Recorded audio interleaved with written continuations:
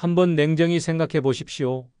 세월은 순식간에 흐르고 사람의 마음은 바람보다 빨리 변하며 결국 끝까지 남는 건 나 자신뿐입니다. 자식은 제 인생 챙기느라 바쁘고 친구는 하나둘 떠나고 배우자도 언젠가 먼저 떠날 수 있습니다. 의지할 곳이 사라지는 순간 나를 붙잡아 줄 건 돈도 명예도 아닌 내 두 손과 의지입니다. 남에게 기대면 실망이 오고 남을 의지하면 내 삶의 주도권을 잃습니다. 젊을 땐 남의 인정이 힘이었지만 노년엔 족쇄가 됩니다. 이제는 내 힘과 선택, 태도로 나를 지켜야 합니다. 오늘은 노년에는 남보다 나를 믿으세요. 스스로를 지키는 6가지를 주제로 무너지지 않는 인생의 비밀을 알려드립니다. 구독과 좋아요 누르시고 지금 시작하겠습니다. 노년의 나를 지켜주는 첫 번째는 매달 빠짐없이 들어오는 연금입니다. 노년에 돈 없어도 괜찮다는 말 정말 믿으십니까? 아닙니다. 젊었을 때는 그 말이 그럴듯하게 들릴 수 있습니다. 매달 월급이 들어오고 몸이 버텨주니 필요하면 야근을 하거나 부업을 해서 채울 수 있었으니까요. 하지만 나이가 들면 모든 게 달라집니다. 일할 기회는 줄어들고 건강은 예전 같지 않고 세상은 여전히 돈을 요구합니다.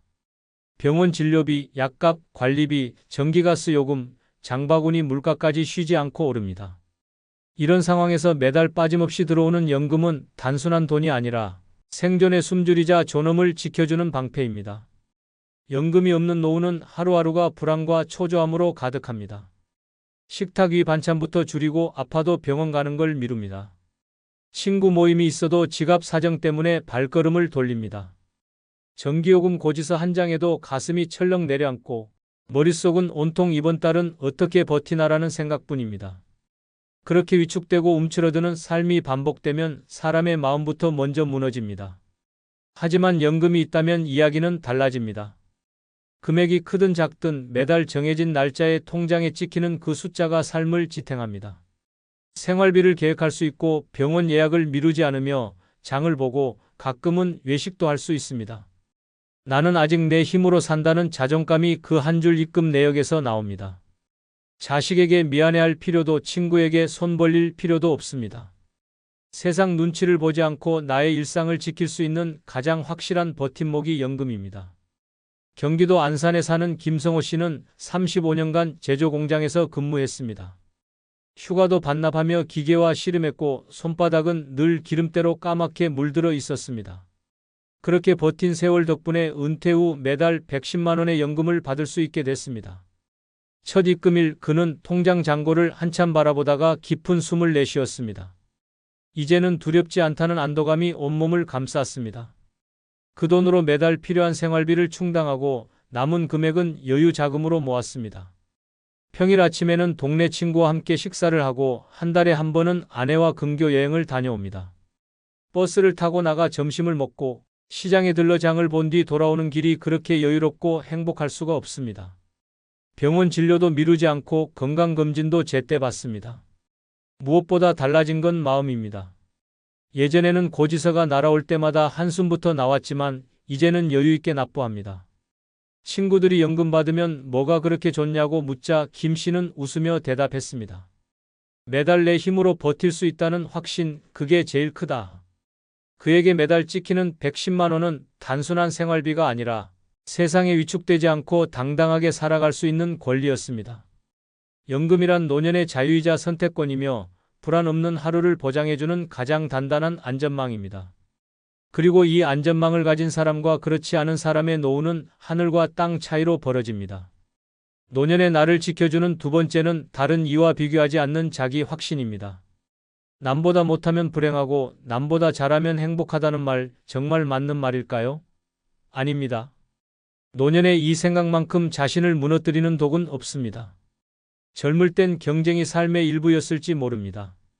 직장에서는 실적을, 사회에서는 명예를, 가족 사이에서는 자식 성적과 직업을 비교하며 살아왔습니다. 하지만 나이가 들면 이 비교는 더 이상 동기부여가 아니라 마음을 갉아먹는 칼이 됩니다. 남의 집 자식이 더 잘 산다고, 친구가 더 큰 집에 산다고, 형제가 더 좋은 차를 탄다고 해서 내 삶이 작아지는 건 아닙니다. 그런데도 우리는 습관처럼 비교하고 그 비교 속에서 스스로를 깎아내립니다. 노년의 나를 지켜주는 건 다른 이와 비교하지 않는 자기 확신입니다. 비교는 끝없는 굴레입니다. 남보다 나으면 우월감에 취하고 조금이라도 뒤처지면 열등감에 빠집니다. 우월감은 금세 사라지고 열등감은 오래 남습니다. 그 과정에서 마음은 병들고 관계도 무너집니다. 노년에 필요한 건 승부가 아니라 평온입니다. 자기 확신이 있는 사람은 남의 성취나 형편을 보며 불안해하지 않습니다. 오히려 나는 나대로 충분하다는 믿음으로 하루를 보냅니다. 이 확신이 있어야 시선에 휘둘리지 않고 남의 말 한마디에도 흔들리지 않으며 내 삶의 속도를 지킬 수 있습니다. 비교는 특히 가까운 사람 사이에서 더 독하게 작용합니다. 친구 모임에서 자식 이야기, 연금 이야기, 집값 이야기가 나오면 마음이 요동칩니다. 속으론 나는 왜 저렇게 못했을까라는 생각이 올라오고 집에 돌아오면 하루 종일 기분이 가라앉습니다. 하지만 자기 확신이 있는 사람은 다릅니다. 남이 무엇을 갖고 있든 어떤 삶을 살든 나와 상관없는 일로 여깁니다. 그 힘이 있어야 노년의 마음이 무너지지 않습니다. 전라남도 순천에 사는 이정자 씨는 젊을 때부터 부지런히 살아왔습니다. 남편과 함께 가게를 운영하며 자식 둘을 키웠고 큰 빚 없이 집도 장만했습니다. 하지만 주변 친구들과의 모임이 늘 문제였습니다. 친구들은 대기업 다니는 자식 자랑, 해외여행 사진, 최신형 차 이야기를 늘어놓았습니다. 정자 씨는 집에 돌아올 때마다 마음이 무겁고 내가 잘못 살아온 건 아닌지 스스로를 의심했습니다. 그러다 어느 날 남편이 병으로 쓰러지면서 가게를 정리하게 됐습니다. 수입이 확 줄고 생활은 빠듯해졌습니다. 그때 비교는 칼보다 날카롭게 다가왔습니다. 다들 잘 사는데 왜 우리만이라는 생각이 머릿속을 떠나지 않았습니다. 전환점은 작은 동네 강연에서 찾아왔습니다. 한 노년 심리상담사가 남과 비교하는 순간 당신 인생의 주인은 남이 된다는 말을 했습니다. 정자 씨는 그 말이 가슴에 박혔습니다. 그날 이후 모임에서 친구들의 자랑이 나와도 웃으며 넘어갔습니다. 대신 집에 돌아와 남편과 함께 텃밭에서 상추를 따고 된장찌개를 끓이며 이게 우리 삶이라고 스스로에게 말했습니다. 여행을 못 가도 명품 옷이 없어도 자신이 좋아하는 꽃을 키우고 아침마다 건강하게 눈을 뜨는 것에 감사했습니다. 몇 달이 지나자 신기하게도 마음의 무게가 사라졌습니다. 친구들의 부러움이 아니라 자신의 만족에서 행복을 찾게 된 것입니다. 정자 씨는 요즘 이렇게 말합니다. 비교는 마음을 가난하게 만든다. 남이 잘나 보여도 나는 나대로 충분하다. 그 확신이 있으니 경제적으로 여유롭지 않아도 남들보다 더 가진 게 없어도 전혀 위축되지 않습니다. 자기 확신이 있는 사람은 가진 것보다 잃지 말아야 할 것을 압니다. 그리고 그것이야말로 노년의 마음을 끝까지 지켜주는 가장 강력한 힘입니다. 노년의 나를 지켜주는 세 번째는 나를 지켜주는 생활 루틴입니다. 나이 들면 그저 되는 대로 살아도 괜찮다는 말 정말 사실일까요? 아닙니다. 젊을 땐 하루하루가 바쁘게 돌아가고 직장과 가정이 삶의 뼈대를 잡아줍니다.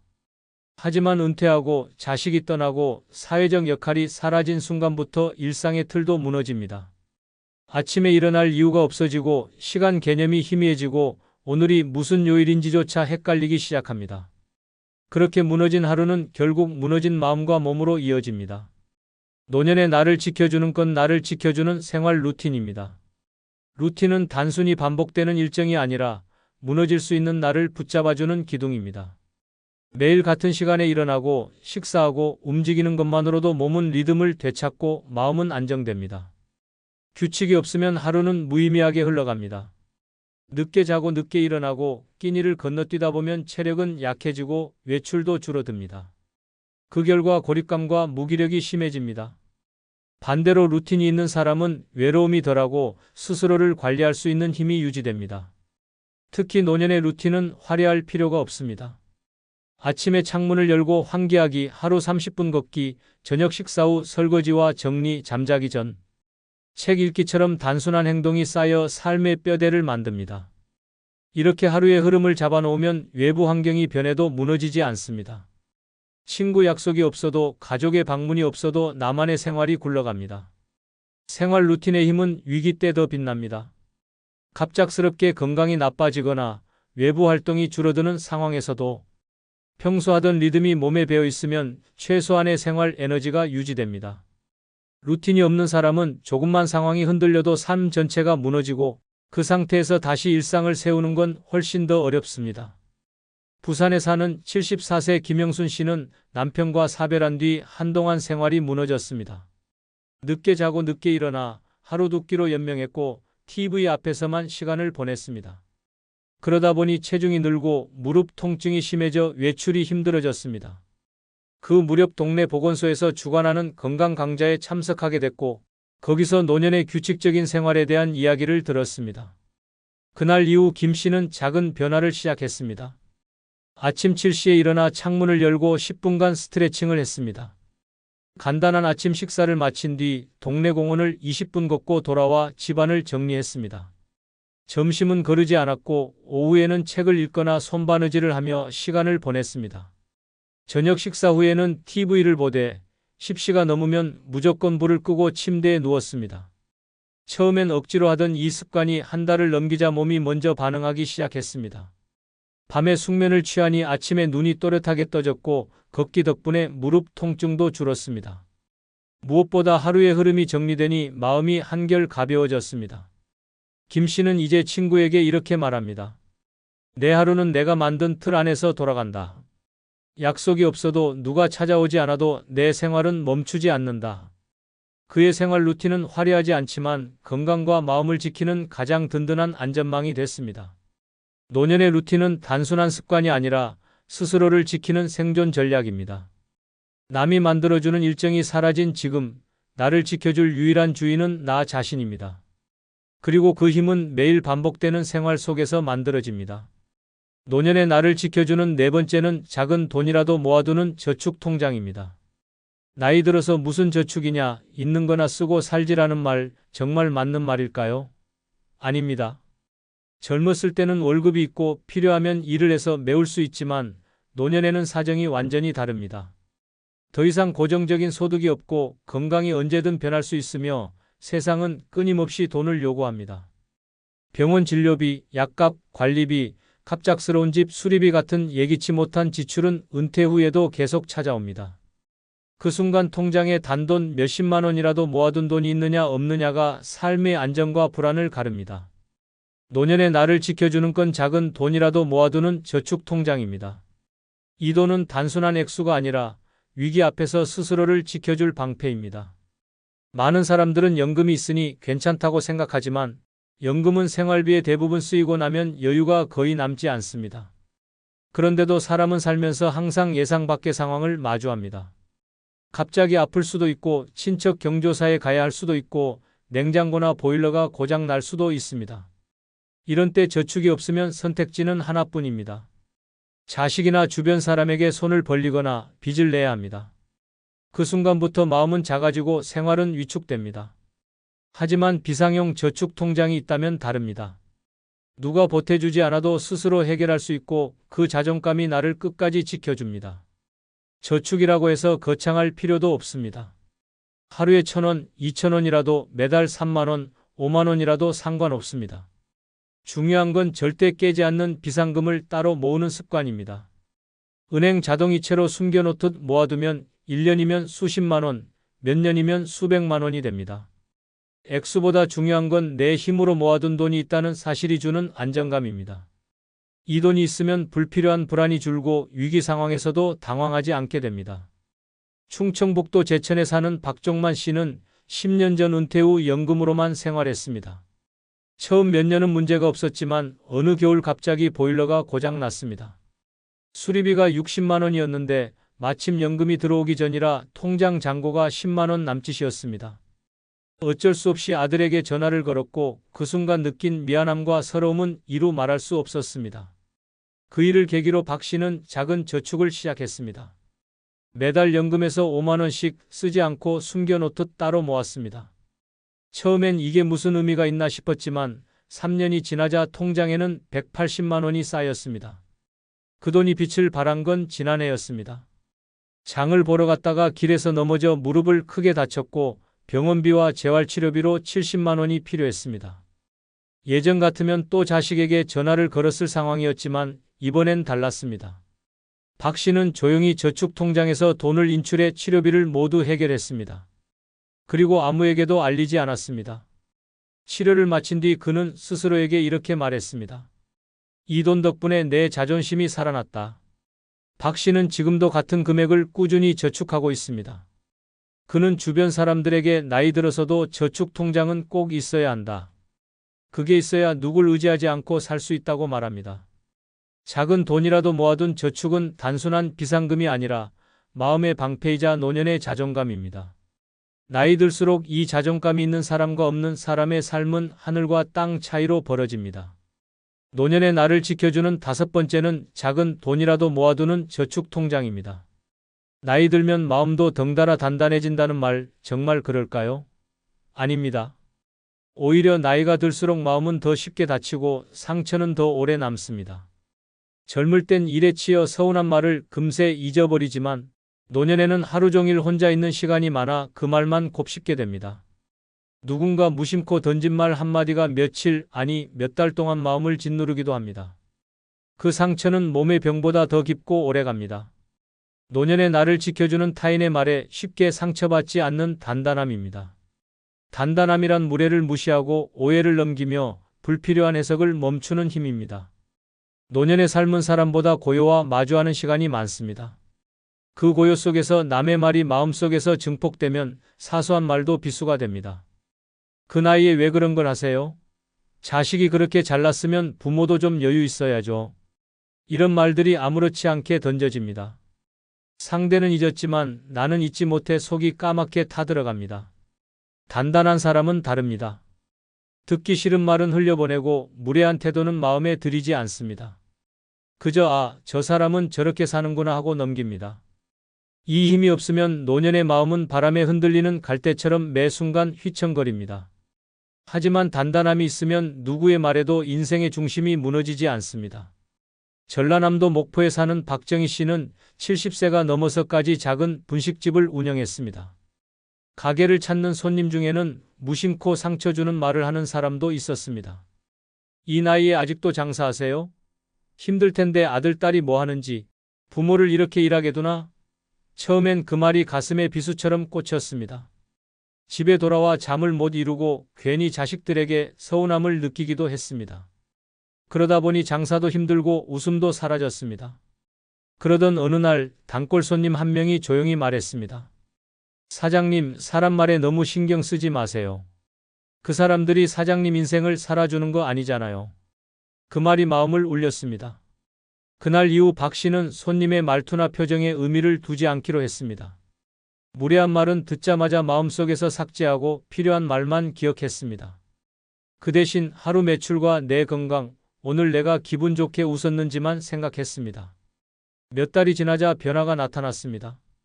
예전 같으면 얼굴이 굳었을 상황에도 그냥 미소로 넘겼고 자식들 이야기가 나와도 우리 애들은 잘 살고 있어 라며 단호하게 말했습니다. 더 이상 남의 말로 밤잠을 설치는 일이 사라졌습니다. 주변 사람들도 요즘 표정이 편안해졌다고 했습니다. 박 씨는 이렇게 말합니다. 내 인생의 주인은 나인데 왜 남의 말로 내 하루를 망치겠어요? 흘려보내면 그뿐이에요. 노년의 나를 지켜주는 여섯 번째는 자식에게 기대어 살지 않는 자립심입니다. 나이 들면 결국 자식이 부모를 책임진다는 말 정말 믿으십니까? 아닙니다. 옛날 이야기입니다. 지금 시대의 자식들은 각자 먹고 살기 바쁘고 자기 가정을 꾸리느라 부모의 노후까지 감당할 여유가 없습니다. 그걸 원망할 수도 없습니다. 그들 인생에도 빚, 육아, 직장 스트레스가 가득하니까요. 그런데도 여전히 많은 부모들이 마지막엔 자식이 챙겨주겠지라는 기대를 버리지 못합니다. 그 기대가 무너지는 순간 상처와 서러움은 배가 됩니다. 노년의 나를 지켜주는 건 자식에게 기대어 살지 않는 자립심입니다. 자립심이란 단순히 경제적인 독립만을 뜻하지 않습니다. 생활, 건강, 결정권 모두를 스스로 책임지는 힘입니다. 자식이 챙겨주면 고마운 일이지만 그게 당연한 권리가 되어선 안 됩니다. 기대가 커질수록 실망도 커집니다. 자립심이 있는 사람은 자식이 도와줄 때 기쁘게 받지만 없다고 서운해하지 않습니다. 내 삶을 내 힘으로 꾸려가는 사람은 자식의 일정이나 사정에 휘둘리지 않고 마음의 평온을 지킵니다. 자식에게 기대어 사는 삶은 처음엔 편할지 몰라도 시간이 지날수록 관계를 무너뜨립니다. 부모는 섭섭함을 쌓고 자식은 부담감을 느낍니다. 그 거리는 어느 순간 돌이킬 수 없이 멀어집니다. 반면 자립심 있는 부모는 자식과의 관계가 훨씬 건강합니다. 부탁이 아닌 선택으로 만나고 필요가 아닌 기쁨으로 시간을 나눕니다. 경기도 용인에 사는 최영자 씨는 남편과 사별한 뒤 큰아들 집에 들어가 함께 살았습니다. 처음엔 외롭지 않고 식사도 같이 하니 좋았습니다. 그러나 시간이 지나면서 문제가 생겼습니다. 며느리의 생활 패턴과 맞지 않아 사소한 일에도 불편함이 쌓였고 손주 양육 문제로 의견이 부딪혔습니다. 더 큰 문제는 경제였습니다. 연금이 있었지만 대부분 생활비로 보태면서 본인 용돈조차 자유롭게 쓰지 못했습니다. 그러다 어느 날 아들이 조심스럽게 엄마, 혹시 혼자 사시는 게 더 편하지 않으시겠어요? 라고 말했습니다. 그 말은 충격이었지만 한편으로는 그동안 스스로 준비하지 않은 자신의 잘못도 깨달았습니다. 그날 이후 최 씨는 과감히 독립을 결심했습니다. 작은 원룸을 얻어 나가고 연금 일부를 저축하며 생활비를 철저히 관리했습니다. 매일 아침 시장을 돌며 장을 보고 오후엔 경로당에서 취미 활동을 하며 사람들을 만났습니다. 처음엔 외롭지 않을까 걱정했지만 오히려 마음이 훨씬 가벼워졌습니다. 자식 집에 살 때는 눈치 보느라 못하던 일들을 자유롭게 할 수 있었고 손주들도 가끔 놀러와 더 반갑게 맞을 수 있었습니다. 최 씨는 이렇게 말합니다. 내가 내 생활을 책임질 수 있어야 자식과도 좋은 관계로 남는다. 기대하지 않으니 실망도 없다. 자립심은 나이 들어서야 갑자기 생기는 게 아닙니다. 하루라도 젊을 때부터 준비해야 합니다. 경제적인 독립뿐 아니라 생활의 주도권과 감정의 균형을 지키는 힘, 그것이 바로 노년의 나를 끝까지 지켜주는 마지막 무기입니다. 며칠째 밥도 안 먹고 방 안에만 있다죠. 한 통의 메시지에 하루 기분이 뒤집힌다네요. 그 나이에 연애라니 다들 조심스레 입을 다물고 있습니다. 한번 스며들면 빠져나오기 힘든 게 노년의 사랑입니다. 처음엔 설렘 같지만 그 속엔 외로움과 두려움이 서서히 뿌리 내립니다. 그리고 어느 날 그 감정은 집착으로 변해 일상과 인간관계를 휘청이게 만듭니다. 마음을 빼앗긴 만큼 삶의 균형이 무너지는 무서운 현실, 오늘은 노년의 이성적 사랑에 집착하면 안 되는 7가지 이유를 알려드리겠습니다. 구독, 좋아요, 알림 설정 누르시면 시작하겠습니다. 노년의 이성을 사랑하면 안 되는 첫 번째 이유는 경제적 손실은 회복이 어렵기 때문입니다. 젊을 때는 잘못된 선택으로 돈을 잃어도 다시 일할 기회와 시간이 있지만 노년에는 상황이 전혀 다릅니다. 체력과 건강, 사회적 환경 모두 예전 같지 않아 한번 무너진 재정은 다시 세우기 거의 불가능합니다. 하지만 사랑이라는 감정 앞에서는 이성적인 판단이 흐려지고 평생 모은 돈을 한순간에 잃는 경우가 많습니다. 서울에 사는 김정숙 씨는 남편과 사별한 뒤 오랫동안 홀로 지냈습니다. 그러다 지인의 소개로 한 남성을 만나게 됐습니다. 그는 다정했고 늘 그녀의 안부를 묻고 챙기며 평생을 함께 하자는 말을 자주 했습니다. 처음엔 서로를 알아가며 웃음이 많아졌고 외로움도 줄어드는 듯 했습니다. 그러나 만난 지 석 달쯤 되었을 때 그는 사업이 어려워졌다며 생활비를 잠시 빌려달라고 부탁했습니다. 처음엔 200만 원, 그 다음엔 500만 원, 이렇게 곧 갚겠다는 말을 믿고 돈을 건넸습니다. 하지만 몇 번을 반복하다 보니 금액은 어느새 수천만 원이 됐습니다. 불안해진 김 씨가 돈을 갚으라고 했지만 그는 연락을 끊었습니다. 남은 건 텅 빈 통장과 무너진 마음뿐이었고 김 씨는 연금과 적금을 깨며 하루하루를 버텨야 했습니다. 경남 창원에 사는 박영수 씨도 같은 상처를 안고 있습니다.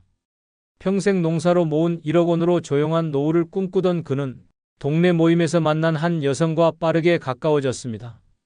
그녀는 여행을 좋아한다며 전국을 함께 다니자고 했고 박 씨는 흔쾌히 모든 경비를 부담했습니다. 몇 달이 지나자 그녀는 집 수리비, 건강검진비, 가족 선물 등 다양한 이유로 돈을 부탁했고 박 씨는 사랑하는 마음에 선뜻 내주었습니다. 그러나 1년이 채 되지 않아 통장은 바닥났고 부족한 생활비를 마련하기 위해 농기계까지 팔아야 했습니다. 결국 그녀는 연락을 끊고 사라졌고 박 씨는 빚과 깊은 상실감 속에 홀로 남았습니다. 그는 주변 사람들에게 외로운 건 참을 수 있지만 이런 배신과 돈 문제는 평생 지울 수 없다고 털어놨습니다. 이처럼 노년의 경제적 손실은 단순히 돈이 줄어드는 문제가 아닙니다. 그것은 병원비, 생활비, 마지막까지 나를 지켜줄 안전망을 잃는 것이며 한번 무너지면 다시 세울 방법이 거의 없습니다. 사랑이라 믿었던 순간의 선택이 남은 인생 전체를 뒤흔들 수 있기에 노년의 관계에서는 설렘보다 현실을 먼저 생각해야 합니다. 감정이 지갑을 열게 하는 순간 그 대가는 평생 안고 가야 할 짐이 될 수 있기 때문입니다. 노년의 이성을 사랑하면 안 되는 두 번째 이유는 사랑이 아닌 집착으로 변질되기 쉽기 때문입니다. 나이가 들어 시작하는 사랑은 마지막 사랑일지도 모른다는 생각이 강해져 놓치면 안 된다는 불안이 쉽게 커집니다. 처음엔 가슴이 뛰고 하루가 설레지만 시간이 지날수록 그 감정은 의존과 두려움으로 변하고 결국 상대를 올가매는 집착이 됩니다. 이 집착은 사랑을 지키는 힘이 아니라 관계를 무너뜨리는 독이 됩니다. 경기도 수원에 사는 이선희 씨는 동네 커피숍에서 우연히 만난 남성과 빠르게 가까워졌습니다. 매일 통화를 하고 함께 시장을 보고 병원에도 동행하며 하루의 대부분을 공유했습니다. 하지만 몇 달이 지나자 작은 불안이 싹트기 시작했습니다. 그는 다른 손님과 길게 대화하는 모습만 봐도 가슴이 조여왔습니다. 그 불안은 곧 행동으로 이어졌습니다. 몰래 그의 휴대폰을 확인했고 약속이 없는 날이면 하루에도 수십 번 전화를 걸었습니다. 전화를 받지 않으면 어디야? 누구랑 있어? 라며 추궁했습니다.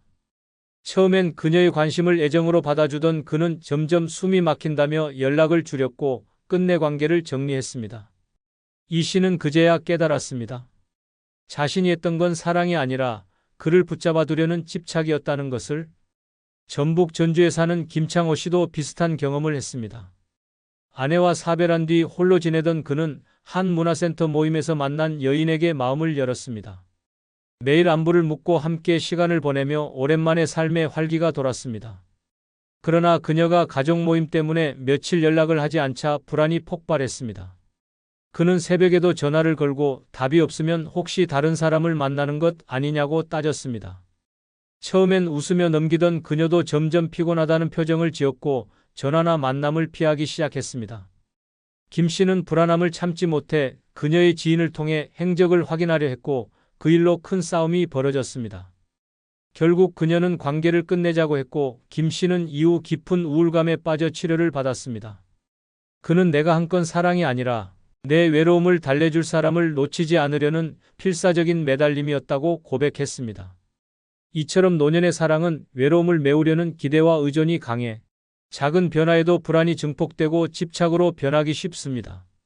하루의 중심이 상대에게만 쏠리면 상대의 말과 행동 하나하나에 의미를 부여하며 통제하려는 마음이 커집니다. 그러나 이런 집착은 결국 상대의 마음을 다치게 만들고 관계를 빠르게 무너뜨립니다.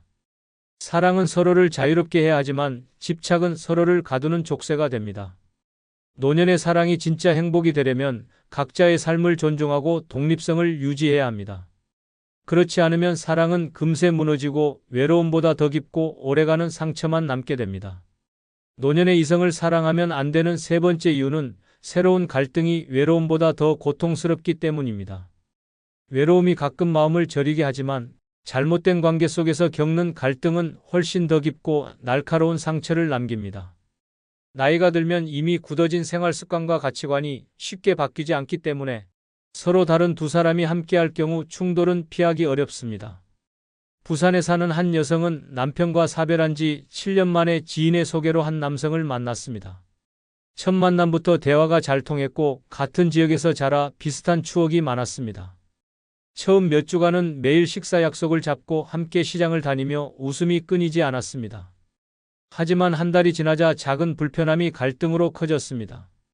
그는 새벽 5시에 일어나 TV를 켜고 뉴스를 크게 틀어놓았고 그녀는 아침 9시쯤 일어나 조용히 하루를 시작하는 걸 좋아했습니다. 식사 취향도 달랐습니다. 그는 매 끼니를 한식으로 챙겨야 했지만 그녀는 가끔 빵과 커피로 간단히 해결하고 싶어 했습니다. 처음엔 서로 맞추려 했지만 시간이 지날수록 사소한 차이가 쌓여 언성이 오갔습니다. 특히 손주 문제에서 크게 부딪혔습니다. 그는 손주들이 놀러오면 집안 규칙을 어기더라도 봐줘야 한다고 했지만 그녀는 집안 질서를 깨는 걸 참지 못했습니다. 결국 그녀는 차라리 혼자 살 때가 훨씬 편했다는 말을 남기고 관계를 끝냈습니다. 대전의 한 남성도 비슷한 과정을 겪었습니다. 은퇴 후 혼자 지내던 그는 사진 동호회에서 한 여인을 알게 됐습니다. 함께 여행을 다니며 사진을 찍고 전시회도 가면서 활력을 되찾았습니다. 그러나 두 사람의 금전 사용 습관이 문제였습니다. 그는 매달 일정 금액만 쓰며 저축하는 스타일이었지만 그녀는 여행이나 모임에선 아끼지 말자는 주의였습니다. 제주도로 여행을 가자는 제안이 들어왔을 때 경비를 두고 큰 다툼이 벌어졌습니다. 그는 저렴한 숙소와 소박한 식사를 원했지만 그녀는 호텔과 고급 식당을 고집했습니다. 결국 여행은 취소됐고 서로에 대한 불만이 쌓였습니다. 그 후에도 모임 회비나 선물 비용을 두고 매번 말다툼이 이어졌습니다. 그는 어느 날 술자리에서 친구에게 이럴 거면 외로운 게 낫다. 갈등이 이렇게 힘든 줄 몰랐다고 털어놨고 며칠 뒤 관계를 정리했습니다. 이렇듯 노년의 사랑에서 생기는 새로운 갈등은 단순한 의견 차이를 넘어 일상의 평온을 깨뜨립니다. 외로움은 혼자서 감당할 수 있지만 갈등은 상대가 있어야 풀리기에 더 무겁습니다. 서로 다른 생활 패턴, 금전 감각, 가족 문제에서 비롯된 충돌은 쉽게 해결되지 않고 매일을 불안과 긴장 속에 살게 만듭니다. 그래서 나이가 들어 관계를 시작할 때는 내가 이 갈등을 감당할 수 있는가를 먼저 생각해야 합니다. 감당할 자신이 없다면 외로움이 오히려 더 가벼운 선택일 수 있습니다. 노년의 이성을 사랑하면 안 되는 네 번째 이유는 가족과 친구를 모두 잃을 수 있기 때문입니다. 새로운 사랑이 시작되면 마음이 들뜨고 하루가 설레지만 그 관계가 가족과 오래된 친구들과의 관계에 어떤 영향을 줄지는 깊게 생각하지 않는 경우가 많습니다. 특히 노년의 연애는 그동안 쌓아온 인간관계를 무너뜨릴 위험이 큽니다. 한 사람에게 모든 시간을 쏟다 보면 관계가 끝났을 때 남는 건 그 사람도 기존의 인연도 아닌 철저한 고립일 수 있습니다. 경기도 안양에 사는 최미자 씨는 남편과 사별한 지 10년 만에 지인을 통해 한 남성을 알게 됐습니다. 그는 늘 다정했고 손에 물 한 방울 안 묻히게 해주겠다며 그녀를 챙겼습니다. 가족들도 처음엔 엄마가 외롭지 않게 지내면 좋다며 응원했습니다. 그러나 만난 지 반년쯤 되자 그는 가족 모임에 함께 가는 걸 꺼렸습니다. 손주 돌잔치에도 혼자 다녀오라는 말에 그녀는 서운해했고 점점 가족 모임을 빠지기 시작했습니다. 대신 주말마다 그는 드라이브와 외식을 제안했고 그녀는 그 시간을 놓치기 싫어 가족 약속을 미뤘습니다. 하지만 생활비 일부가 그에게 쓰인 것을 알게 된 자녀들이 강하게 반대했고 대화는 싸움으로 번졌습니다. 결국 관계는 끝났지만 가족과의 거리는 이미 멀어져 있었습니다. 예전처럼 연락을 주고받지 않았고 명절에도 어색한 공기가 감돌았습니다. 부산에 사는 김도연 씨는 30년 지기 친구들과 자주 만나던 사람이었습니다. 그러던 어느 날 여행 모임에서 한 여성을 알게 됐고 함께하는 시간이 늘어나면서 친구 모임에 잘 나가지 않게 됐습니다. 친구들이 요즘 너무 안 보인다고 해도 그는 연애 중이니까 좀 봐달라며 웃어넘겼습니다. 시간이 지나자 그녀는 괜히 오해받을 일 만들지 말자며 그가 친구를 만나는 걸 꺼렸습니다. 결국 김 씨는 친구들과의 연락을 끊었고 몇 년 후 그녀와의 관계가 끝났을 때 남은 건 텅 빈 주소록뿐이었습니다. 전화를 걸어도 예전처럼 반갑게 맞아주는 사람은 없었고 그는 한번 멀어진 인연은 다시 붙잡기 어렵다는 걸 뼈저리게 느꼈습니다. 이처럼 노년의 사랑은 나도 모르게 가족과 친구와의 시간을 줄이고 모든 것을 한 사람에게 쏟게 만듭니다.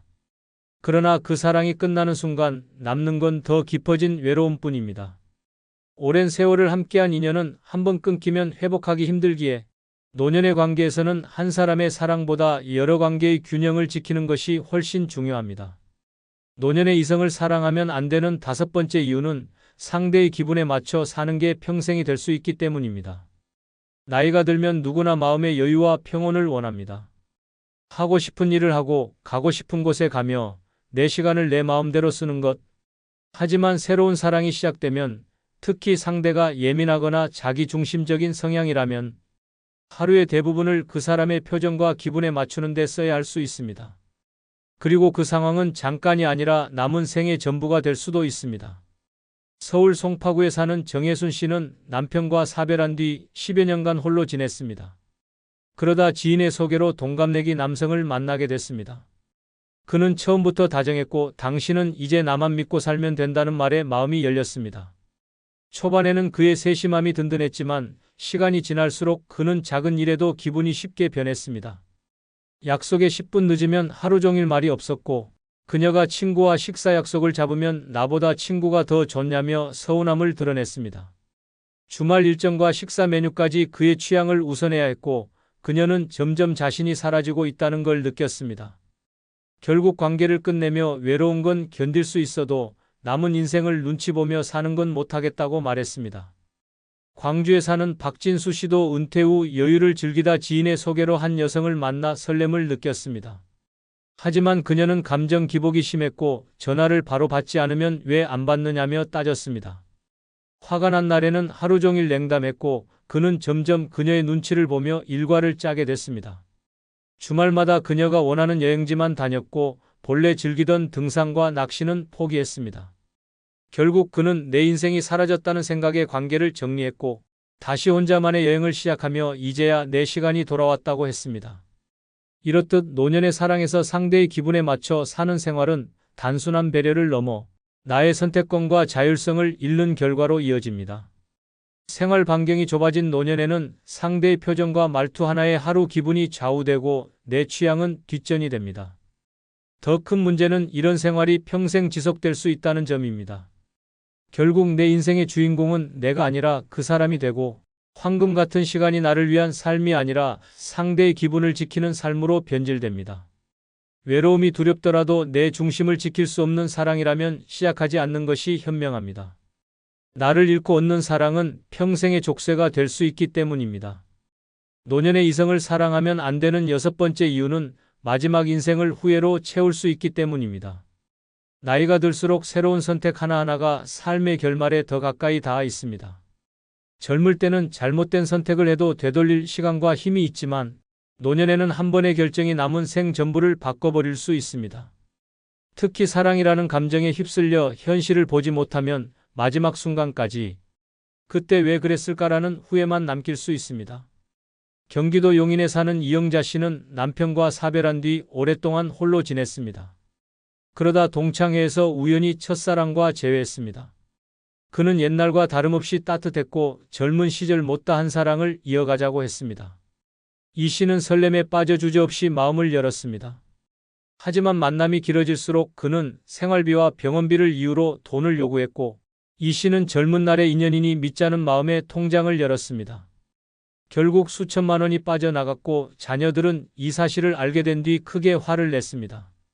관계는 끝났지만 이미 통장은 텅 비었고 자녀와의 관계도 서먹해졌습니다. 이 씨는 마지막 인생을 행복으로 채우고 싶었는데 후회와 불신만 남았다며 눈물을 흘렸습니다. 부산에 사는 장성훈 씨는 70대 초반에 한 교회 모임에서 여성을 만나 교제하게 됐습니다. 그녀는 활발하고 사교적이었지만 시간이 지날수록 장 씨의 생활을 바꾸려 했습니다. 주말마다 자신의 가족 모임에 데리고 가고 취미 활동을 줄이라고 했습니다. 장 씨는 처음엔 맞춰주면 관계가 더 깊어질 거라 생각했지만 점점 숨이 막혔습니다.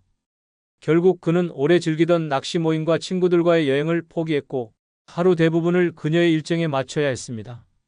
3년이 지나 관계가 끝났을 때 그는 친구도 취미도 생활의 자유도 모두 잃은 상태였습니다.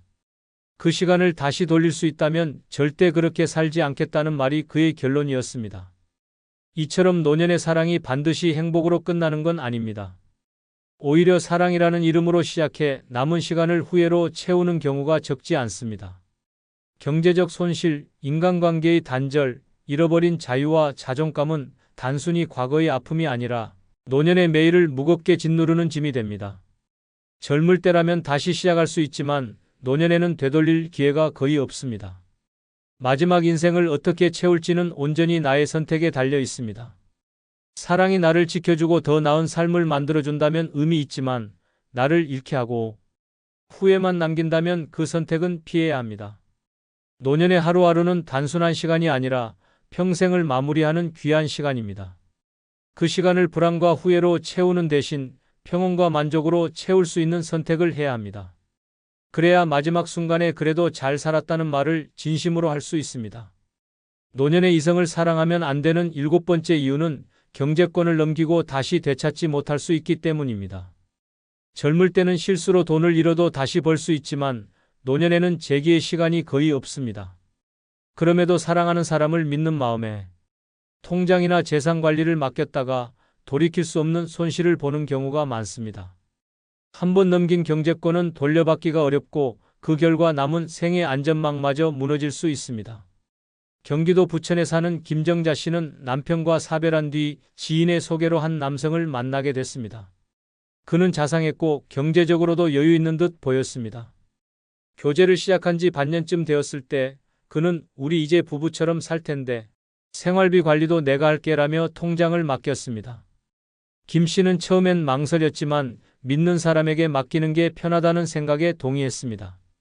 그러나 몇 달 뒤부터 이상한 지출 내역이 늘었고 예금도 빠르게 줄어들었습니다. 항의하자 그는 당신을 위해 쓴 거다라며 화를 냈습니다.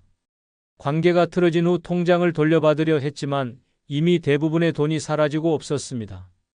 김 씨는 외로운 마음에 믿었는데 그 대가가 남은 인생의 불안이 될 줄 몰랐다고 한탄했습니다. 전북 군산에 사는 박영호 씨는 은퇴 후 모아둔 퇴직금과 노후자금을 꼼꼼히 관리하며 살았습니다. 그러던 중 한 봉사 모임에서 만난 여성과 가까워졌습니다. 그녀는 재정관리 경험이 있다며 돈을 잘 굴려주겠다는 제안을 했습니다. 박 씨는 전문성이 있다니 좋다며 전 재산이 들어있는 통장과 인감도장을 건넸습니다. 처음 몇 달간은 이자가 붙은 통장 내역을 보여주며 안심시켰지만 1년이 지나자 연락이 뜸해지고 집 주소마저 바뀌어 있었습니다. 결국 그는 통장과 도장을 잃은 채 경찰에 신고했지만 이미 돈은 인출된 뒤였습니다. 수십 년 모은 돈이 한순간에 사라졌고 그는 이후 월세와 기초연금으로만 생활해야 했습니다.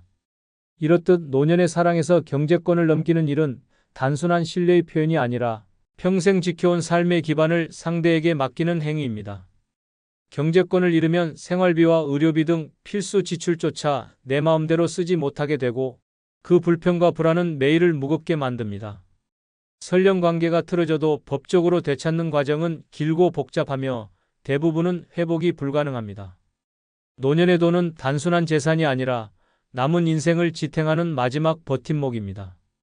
감정이 아무리 깊어져도 경제권만큼은 스스로 지켜야 합니다.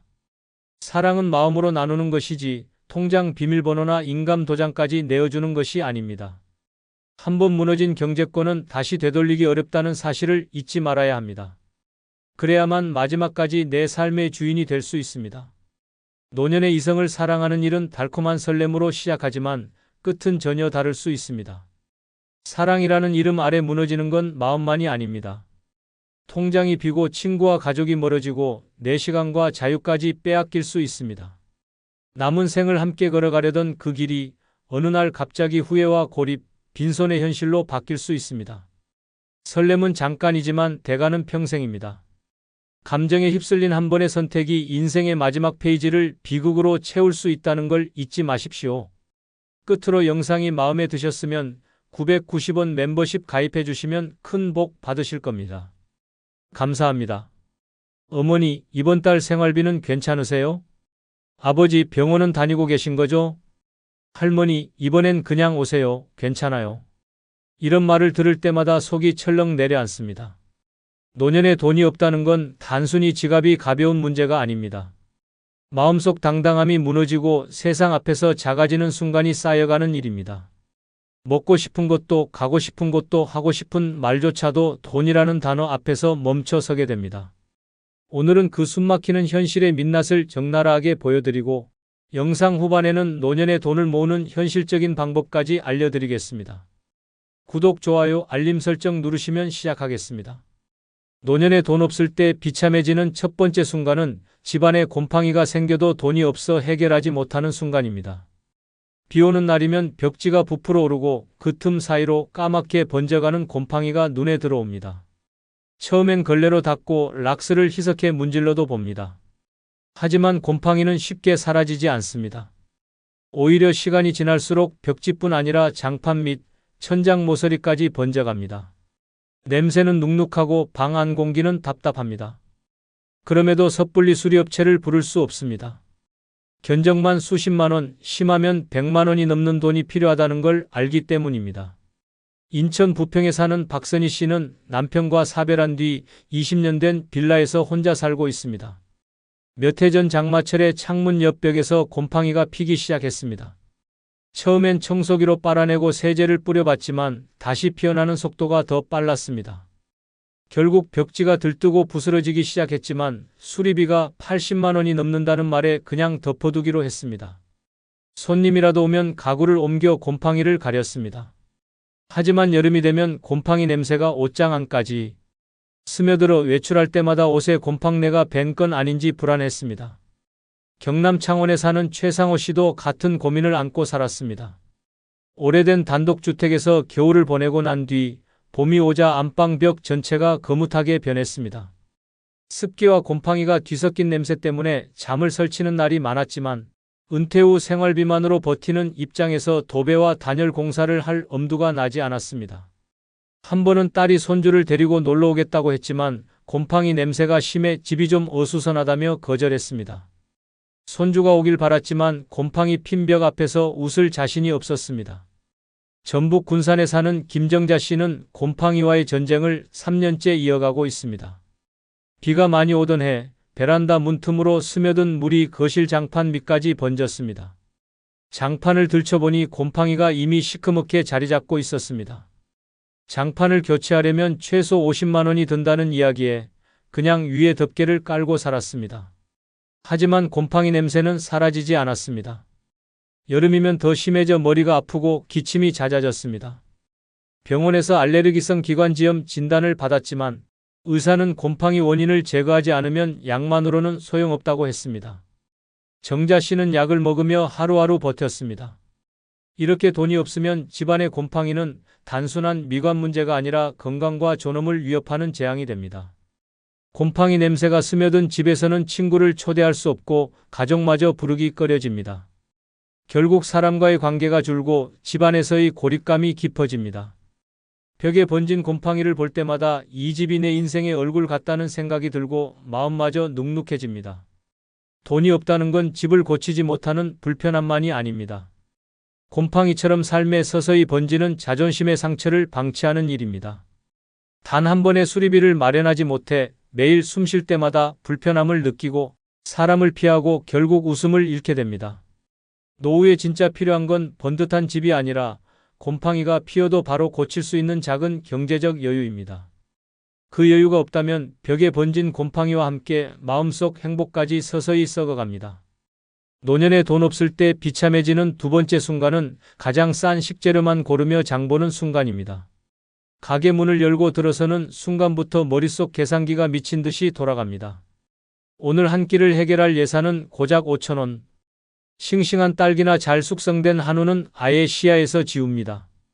눈이 닿는 건 늘 같은 자리, 세일표가 붙은 채소 코너와 유통기한 하루 남은 반값 고기. 남들은 바구니에 연어, 치즈, 각종 반찬을 풍성하게 담는데 내 손은 시든 시금치 한 단, 찌그러진 달걀, 10일 라면으로만 채워집니다. 계산대 앞에서 결제 금액이 쑥쑥 오르면 심장이 조여듭니다. 이 중에 뭐 하나 내려놔야 하나라는 생각이 목구멍까지 차오릅니다. 경남 창원에 사는 김정순 씨는 남편이 세상을 떠난 뒤 기초연금과 알바비로 생활을 이어왔습니다. 월세와 관리비를 내고 나면 장을 볼 수 있는 돈은 15만 원 남짓. 한 달에 2번 마트에 가는 날은 정순 씨에게 잔인한 날이었습니다. 장바구니에 콩나물, 두부, 물을 담고도 손이 무겁습니다. 무게 때문이 아니라 마음이 무겁습니다. 한 번은 손주가 놀러 온다고 해 오랜만에 삼겹살을 사려고 고기 코너에 섰습니다. 하지만 백지 가격표를 보는 순간 발걸음이 얼어붙었습니다. 대신 1,800원짜리 닭봉을 들고 스스로 위로했습니다. 양념 잘하면 맛있게 먹을 거야. 손주가 와서 고기를 찾았지만 밥상 위엔 닭볶음과 콩나물국이 전부였습니다. 할머니, 고기 없어? 라는 순수한 질문에 정순 씨는 웃으며 다음에 사줄게라고 답했지만 부엌에 들어서자 눈물이 쏟아졌습니다. 그날 밤 냉장고 문을 열어보니 절반이 빈칸이었고 그 빈칸이 마치 자신의 노후를 비추는 거울 같았습니다. 비슷한 처지는 전북 군산에 사는 박용남 씨도 마찬가지였습니다.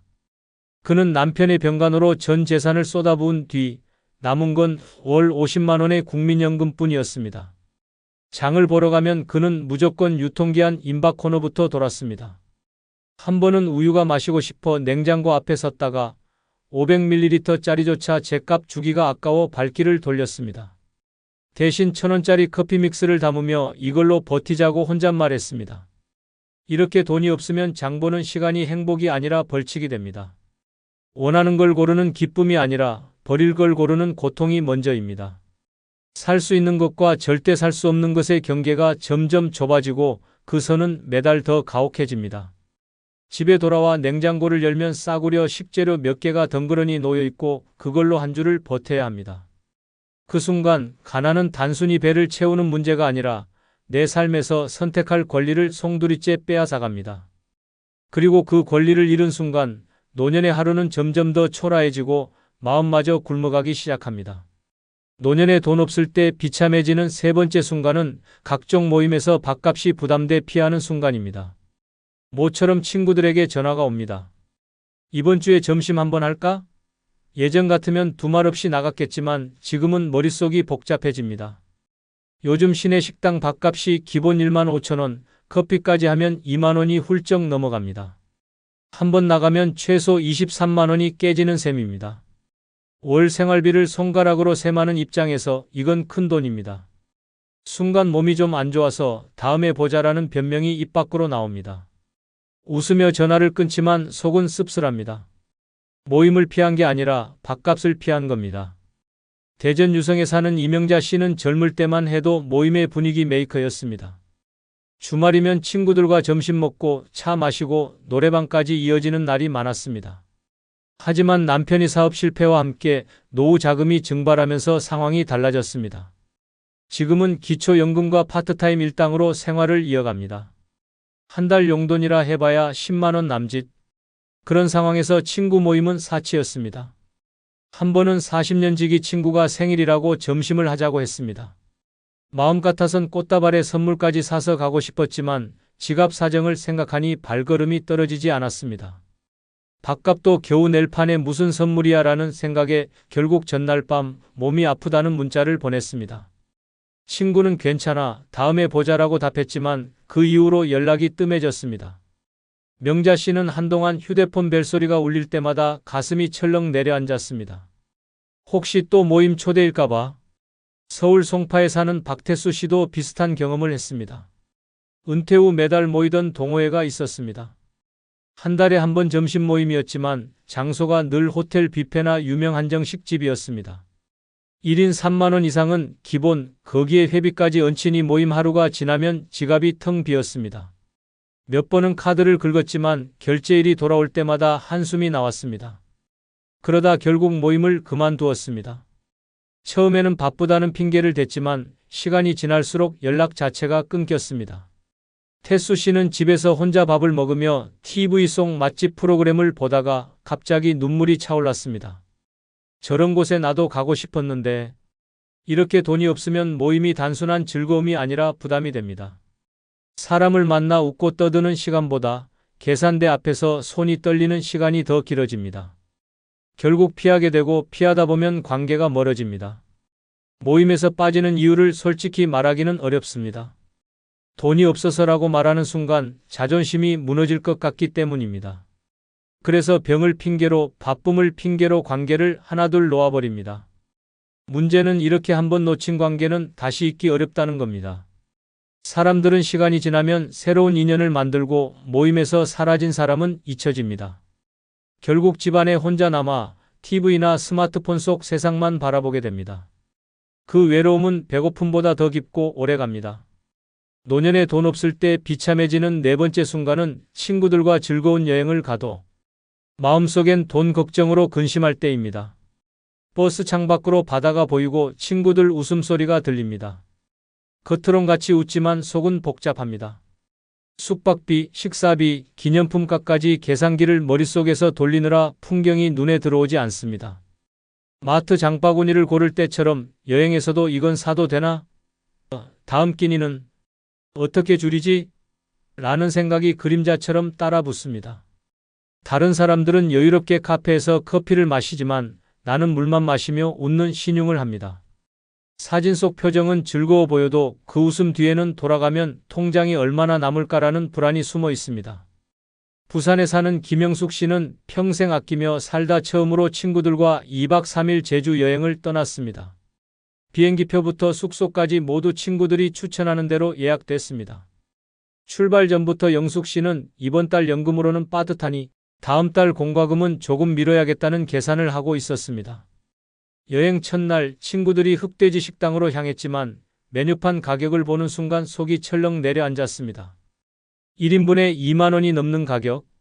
웃으며 난 고기 많이 못 먹으라며 밥만 주문했지만 속으론 이 돈이면 집에서 10끼를 먹겠다는 생각이 들었습니다. 둘째 날엔 올레길을 걸으며 기념품 가게에 들렀습니다. 친구들이 하나둘 지갑을 꺼내 예쁜 스카프와 특산품을 샀습니다. 영숙 씨도 손에 들었다가 가격표를 보고 조용히 내려놓았습니다. 집 많아져서 안 사라는 말로 웃어넘겼지만 그 순간 친구와의 대화가 멀어지는 느낌이 들었습니다. 여행 마지막 날 공항 카페에서 친구들이 커피를 주문할 때도 영숙 씨는 배가 안 고프다며 자리를 지켰습니다. 하지만 돌아오는 비행기 안에서 문득 이런 생각이 들었습니다. 내가 이 여행에서 진짜 얻은 게 뭐지? 추억? 아니야, 불안뿐이야. 경기 파주에 사는 최병호 씨도 비슷한 경험을 했습니다. 은퇴 후 첫 친구들과의 해외여행이었습니다. 모두가 오래 기다린 여행이라 들뜬 분위기였지만 병호 씨의 머릿속은 환율이 올랐는데 이번 달 생활비로 버틸 수 있을까라는 생각으로 가득했습니다. 현지 식당에서 친구들이 해산물 플래터를 시킬 때 그는 배가 불러서라며 작은 샐러드 하나만 시켰습니다. 관광지 입장료가 예상보다 비싸자 난 여기 전에 와봤어 라고 둘러대며 호텔로 돌아왔습니다. 그날 밤 호텔 방에서 혼자 편의점에서 산 컵라면을 먹으며 밖에서 들려오는 친구들의 웃음소리를 들었습니다. 그 순간 그는 깨달았습니다. 나는 여행을 온 게 아니라 돈 걱정하러 온 거구나. 이렇게 돈이 없으면 여행이 즐거움이 아니라 불안의 연속이 됩니다. 바다와 산, 새로운 음식과 문화보다 먼저 눈에 들어오는 건 가격표입니다. 여행 중에도 마음 한편이 무겁고 귀국 후엔 카드 명세서를 보는 순간 또다시 한숨이 나옵니다.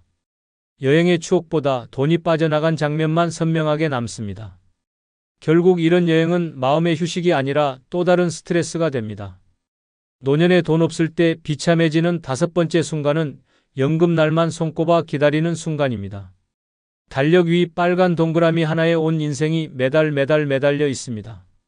다른 날들은 무의미하게 흘러가지만 연금이 들어오는 그 하루만이 유일하게 숨이 트이는 날입니다. 그 전까지는 병원 가는 것도 미루고 고등어 한 마리 사 먹는 것도 미루고 심지어 전기요금도 일부러 늦게 냅니다. 연금날이 다가오면 마음은 설레는 게 아니라 초조해집니다. 들어오는 돈보다 나갈 돈이 훨씬 많다는 걸 너무 잘 알기 때문입니다. 전북 익산에 사는 조순희 씨는 매달 25일만 되면 새벽부터 눈이 뜨입니다. 국민연금 41만 원이 들어오는 날입니다. 하지만 그 돈이 통장에 찍히는 순간 동시에 절반 이상이 빠져나갑니다. 밀린 관리비, 전기세, 카드값, 약국 외상값까지 일시간도 안 돼 통장 잔액은 10만 원 남짓이 됩니다. 그 돈으로 한 달을 버텨야 하니 마트에 가서도 장바구니에 뭘 넣을지 10분 넘게 고민합니다. 한 번은 라면 한 박스를 살까 하다 1,500원 더 싼 5개 묶음을 골라 들었습니다. 돌아오는 길 손에 든 장바구니가 아니라 마음이 더 무겁다고 느꼈습니다. 부산 사하구에 사는 김종만 씨도 사정이 비슷합니다.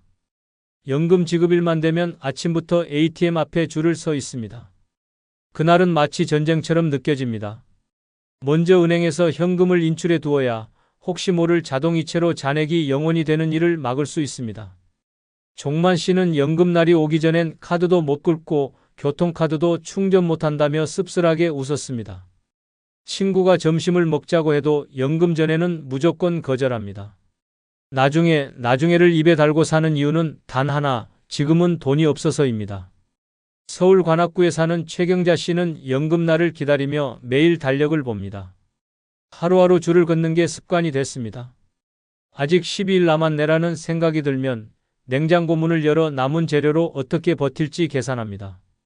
밀가루가 있으면 부침개로 이틀, 김치찌개로 사흘, 나머지는 밥에 간장 비벼 먹는 식입니다. 연금날 전날 밤은 거의 뜬 눈으로 보냅니다. 다음날 아침 통장에 돈이 찍히면 제일 먼저 마트에 가지만 장바구니를 채우는 속도보다 마음속 계산이 더 빠릅니다. 이건 일주일치, 저건 3일치 하지만 그렇게 꽉 채운 식재료도 한 달이 끝날 즈음엔 또다시 바닥이 드러납니다. 그리고 다시 빨간 동그라미를 세며 기다립니다. 이렇게 연금날만 손꼽아 기다리는 생활은 단순히 가난을 넘어서 삶의 리듬까지 돈에 종속시킵니다. 날짜가 행복을 결정하고 통장 잔액이 기분을 지배합니다. 친구 만나는 날, 병원 가는 날, 심지어 약을 사는 날조차 연금날을 기준으로 정해집니다. 자유로운 노후가 아니라 돈 들어오는 날만 숨쉬는 간헐적 생존이 됩니다. 노년에 돈 없을 때 비참해지는 6번째 순간은 손주 생일에 용돈을 못 주고 미안한 마음이 드는 순간입니다. 손주가 태어난 날 그 작은 손을 처음 잡으며 마음속으로 다짐했습니다. 너한테만큼은 뭐든 아낌없이 주겠다. 하지만 세월은 그 약속을 무너뜨렸습니다.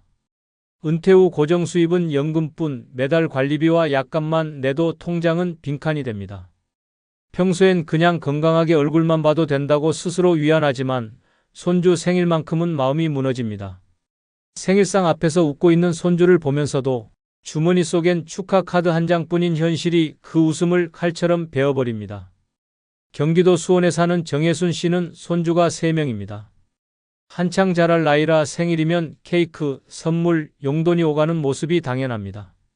하지만 남편과 사별한 뒤 기초연금과 틈틈이 하는 청소일로 생활하는 혜순 씨에게 용돈은 사치였습니다. 첫째 손주 생일날 손에 쥔 건 고작 5,000원짜리 지폐 한 장. 봉투에 넣기도 민망해 그냥 편지에 끼워서 줬습니다. 손주는 환하게 웃으며 할머니 고마워요라고 했지만 그 뒤에 부모가 슬쩍 미소로 눈치를 주는 걸 놓치지 않았습니다. 돌아오는 길 버스 창밖을 보며 눈물이 흘렀습니다. 내가 이렇게밖에 못하는 할머니구나. 부산 해운대에 사는 이성호 씨는 은퇴 전엔 명절이나 생일이면 10만 원, 20만 원씩 용돈을 주던 할아버지였습니다. 자식들도 손주들도 우리 아버지 통 크다라고 자랑했습니다. 하지만 은퇴 후 사업 실패로 빚까지 지면서 상황이 달라졌습니다. 둘째 손주 생일에 겨우 케이크 하나만 사갔습니다. 아이가 용돈 봉투를 기대하는 눈빛을 보자 성호 씨는 괜히 케이크 상자를 열며 이거 내가 좋아하는 거야 라며 웃었습니다. 하지만 마음속에선 칼로 쑤시는 듯한 부끄러움이 몰려왔습니다. 집에 돌아와 봉투 하나 못 건넨 자책감에 잠을 이루지 못했습니다. 전북 전주에 사는 최미자 씨는 한 번의 경험 이후 아예 손주 생일날을 피합니다. 예전에 빈손으로 손주 생일에 갔다가 옆에서 다른 친척들이 두툼한 봉투를 건네는 모습을 보고 고개를 들 수 없었습니다. 그날 이후 생일이 다가오면 일부러 감기 기운이 있다며 가지 않습니다. 손주 목소리를 듣고 싶은 마음보다 봉투 하나 준비 못하는 수치심이 더 크기 때문입니다. 하지만 전화를 걸어 생일 축하한다라고 말할 때마다 목소리가 떨립니다. 이렇게 돈이 없으면 손주 생일이 기쁨이 아니라 두려움이 됩니다. 축하해주고 싶은 마음은 크지만 현실은 그 마음을 담아낼 여유를 허락하지 않습니다. 손주가 웃는 날 할머니 할아버지의 마음은 오히려 울고 있는 것입니다. 가족끼리의 따뜻한 자리에서조차 위축되고 손주의 기억 속에 주는 사람이 아닌 아무것도 못하는 사람으로 남을까봐 겁이 납니다. 노년에 돈을 모으는 현실적인 방법은 큰 돈을 벌 생각보다 새는 돈을 막고 저축 습관을 되살리는 것에서 시작됩니다. 첫째, 생활비 구조를 재정비해야 합니다. 매달 나가는 고정 지출을 종이에 적고 꼭 필요한 것과 줄일 수 있는 것을 구분합니다. 사용하지 않는 구독 서비스, 불필요한 보험료, 과도한 통신비부터 줄이면 효과가 큽니다. 이렇게 절약한 금액은 반드시 따로 모아야 합니다. 작은 돈이라도 저축 통장으로 옮겨두면 쌓이는 속도가 다릅니다. 둘째, 꾸준한 저축을 습관화하는 것입니다. 금액이 적어도 상관없습니다. 하루 1,000원, 한 달 3만 원이라도 손대지 않는 통장에 자동 이체를 걸어두면 의식하지 않아도 돈이 모입니다. 저축의 핵심은 금액이 아니라 계속 유지하는 힘입니다. 셋째, 현금 흐름을 만드는 방법을 찾으십시오. 건강이 허락한다면 가벼운 아르바이트나 재능을 살린 소일거리를 하세요. 도보 택배 배달, 카드 배송 업무 등 나이에 맞는 일은 의외로 많습니다. 고정 수입이 한 줄 더 생기면 저축 속도가 빨라집니다. 넷째, 받을 수 있는 연금과 복지 혜택을 최대한 활용하세요. 기초연금, 주거급여, 건강보험 감면 등은 신청만 해도 생활비를 줄여주고 그만큼 저축 여유를 만듭니다. 마지막으로 소비 습관을 바꾸는 것이 중요합니다. 충동구매 대신 3일 고민법을 쓰고 장을 볼 땐 필요한 목록만 들고 가며 전략한 금액은 곧바로 저축 계좌로 옮기는 습관을 만드십시오. 노년에 돈을 모은다는 건 단순히 전략이 아니라 전략한 돈을 반드시 저축으로 연결시키는 생활 방식입니다. 이렇게 모인 돈이야말로 노후의 숨통을 트이게 하는 진짜 힘입니다. 여러분의 노후를 응원합니다. 다 부질없습니다. 평생 쥐고 있던 명함, 자식 잘 되라고 바쳤던 희생, 노후를 위해 악착같이 모아둔 돈까지 결국 나이 들어 혼자 남으면 아무 소용 없습니다. 자식은 바쁘고 친구는 멀어지고 병원 진료 카드만 남은 채 고요한 방에서 하루를 보내게 됩니다. 울려주지 않는 전화기, 열리지 않는 문 앞, 끝없이 늘어진 하루. 그렇게 무너지는 노후를 막으려면 단 5가지만 준비하면 됩니다. 그걸 갖춘 사람만이 혼자 살아도 최고로 자유롭고 안전한 노년을 누립니다. 구독, 좋아요, 알림 설정 누르시면 시작하겠습니다. 첫 번째 준비할 것은 나를 지킬 수 있는 법적 권리입니다. 노년의 법적 권리는 단순한 서류 한 장이 아닙니다. 그것은 내 재산과 내 몸, 내 인생을 끝까지 내 손에 쥐고 지킬 수 있는 마지막 방패입니다. 법적 권리를 모르고 사는 노인은 집 한 채와 평생 모은 돈을 순식간에 빼앗기고도 아무 말 못하는 희생양이 됩니다. 가족이라 해도 친구라 해도 사람 마음은 언제든 변합니다. 특히 노년에는 건강이 약해지고 판단력이 흐려질 때가 많아 한번 잘못된 서류에 도장을 찍는 순간 모든 걸 잃을 수 있습니다. 법을 모르는 노인은 물 위에 띄운 나뭇잎처럼 아무 방향 없이 떠다녀 결국 다른 사람의 손에 운명을 맡기게 됩니다. 경기도 안산에 사는 최성호 씨는 70세가 넘어서야 법적 권리의 무서움을 깨달았습니다. 아내와 사별한 후 외로움을 견디지 못하고 60대 후반에 재혼을 했습니다. 하지만 혼인신고를 할 때 새 배우자가 서류 절차 간단히 하자며 가져온 문서에 별 생각 없이 도장을 찍었습니다. 그 서류는 단순한 혼인신고서가 아니라 재산 분할과 상속권을 전부 넘기는 위임장이었습니다. 결혼 3년 만에 부부관계는 파탄났고 이혼을 요구했지만 이미 모든 재산권은 상대방 이름으로 넘어가 있었습니다. 평생 벌어 모은 3억 원 예금과 집 한 채를 한순간에 잃었고 최 씨는 월세방으로 쫓겨났습니다. 그는 말합니다. 사람한테 당한 게 아니라 법을 몰라서 당한 겁니다. 도장 찍는 순간 인생이 끝났습니다. 반대로 부산에 사는 이정화 씨는 법적 권리를 단단히 준비한 덕분에 평생 모은 재산을 온전히 지킬 수 있었습니다. 혼자 사는 그녀는 젊을 때부터 유언장 작성, 재산 증여 계약, 의료 결정서까지 모든 법적 절차를 변호사와 함께 준비했습니다. 나중에 혹시라도 아프거나 의식이 없을 때 누가 병원 결정권을 가질지까지 미리 지정했습니다. 그리고 모든 서류를 법원 공증까지 마쳤습니다. 몇 해 전 먼 친척이 찾아와 집을 담보로 대출을 받아달라고 했지만 그녀는 법률 자문을 통해 단호히 거절했습니다. 서류 한 장 허투루 쓰지 않았고 모든 결정을 법적 틀 안에서만 움직였습니다. 지금 그녀는 여전히 자기 집에서 살며 통장과 재산 목록을 스스로 관리합니다. 그녀는 말합니다. 내 재산은 내가 지켜야 합니다. 법적 권리를 쥐고 있으면 누구도 함부로 못합니다. 서울 강북구의 박태수 씨 사례는 더 끔찍합니다.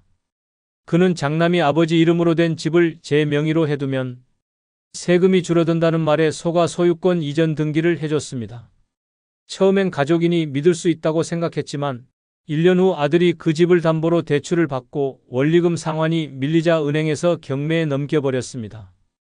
결국 박 씨는 자신이 살던 집에서 강제로 퇴거당했고 남은 건 보증금도 없는 단칸방과 채무 독촉장이었습니다. 그는 씁쓸하게 말합니다. 가족이라 믿었는데 가족이 가장 먼저 등을 돌렸습니다.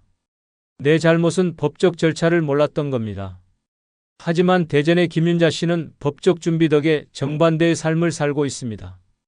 60대 초반에 홀로 된 그녀는 변호사 상담을 통해 모든 재산을 자신 명의로 굳게 묶었습니다.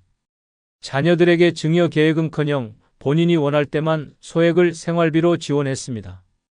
혹시라도 혼수 상태에 빠질 경우를 대비해 연명의료 결정서와 신탁 계약도 체결했습니다. 몇 년 전 친척이 접근해 투자 명목으로 거액을 요구했지만 그녀는 법적으로 계약을 피하며 단칼에 거절했습니다. 김 씨는 지금도 여유롭게 살며 자신이 원할 때 원하는 곳에 돈을 씁니다. 그녀는 말합니다. 내 권리를 내가 지키니까 마음이 이렇게 편합니다. 법이 나를 지켜줍니다. 나를 지킬 수 있는 법적 권리는 선택이 아니라 필수입니다. 서류 한 장, 도장 한 번이 평생의 자유와 재산을 갈라놓습니다. 법을 모르면 당하는 건 시간 문제이고 법을 알면 누구도 함부로 못합니다. 노년에 혼자 살며 최고의 삶을 원한다면 반드시 내 권리를 지키는 법적 무기를 손에 쥐어야 합니다. 그것이 당신 인생의 마지막 방패입니다. 두 번째 준비할 것은 빚 없는 깔끔한 재정 상태입니다. 노년의 빚은 단순한 숫자가 아니라 목줄을 죄는 족쇄입니다. 나이 들어서까지 채권자 전화를 받으며 눈치를 보고 은행 창구 앞에서 연체료를 계산하는 순간 인간으로서의 자존심은 무너집니다. 빚이 있으면 마음이 불안해 잠식당하고 모든 결정이 돈이라는 단어에 얽매입니다. 여행을 가고 싶어도 좋은 음식을 먹고 싶어도 심지어 아파도 병원 가는 것을 미루게 됩니다. 빚은 몸보다 마음을 먼저 병들게 합니다. 하루를 살아도 자유롭게 떳떳하게 살고 싶은 노년이라면 반드시 빚이라는 족쇄부터 끊어내야 합니다. 하지만 현실은 냉혹합니다.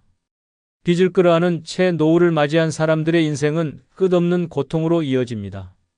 인천에 사는 이광수 씨는 50대 후반에 다니던 직장이 구조조정으로 사라지면서 생활비를 감당하기 위해 신용카드 현금 서비스에 손을 댔습니다. 조금만 버티면 다시 일할 수 있겠지라는 생각이었지만 일자리는 돌아오지 않았습니다.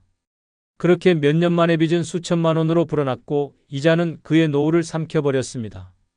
매달 나오는 국민연금 절반 이상이 이자로 빠져나가고 남은 돈으로는 전기가스요금과 최소한의 식비만 충당할 수 있었습니다.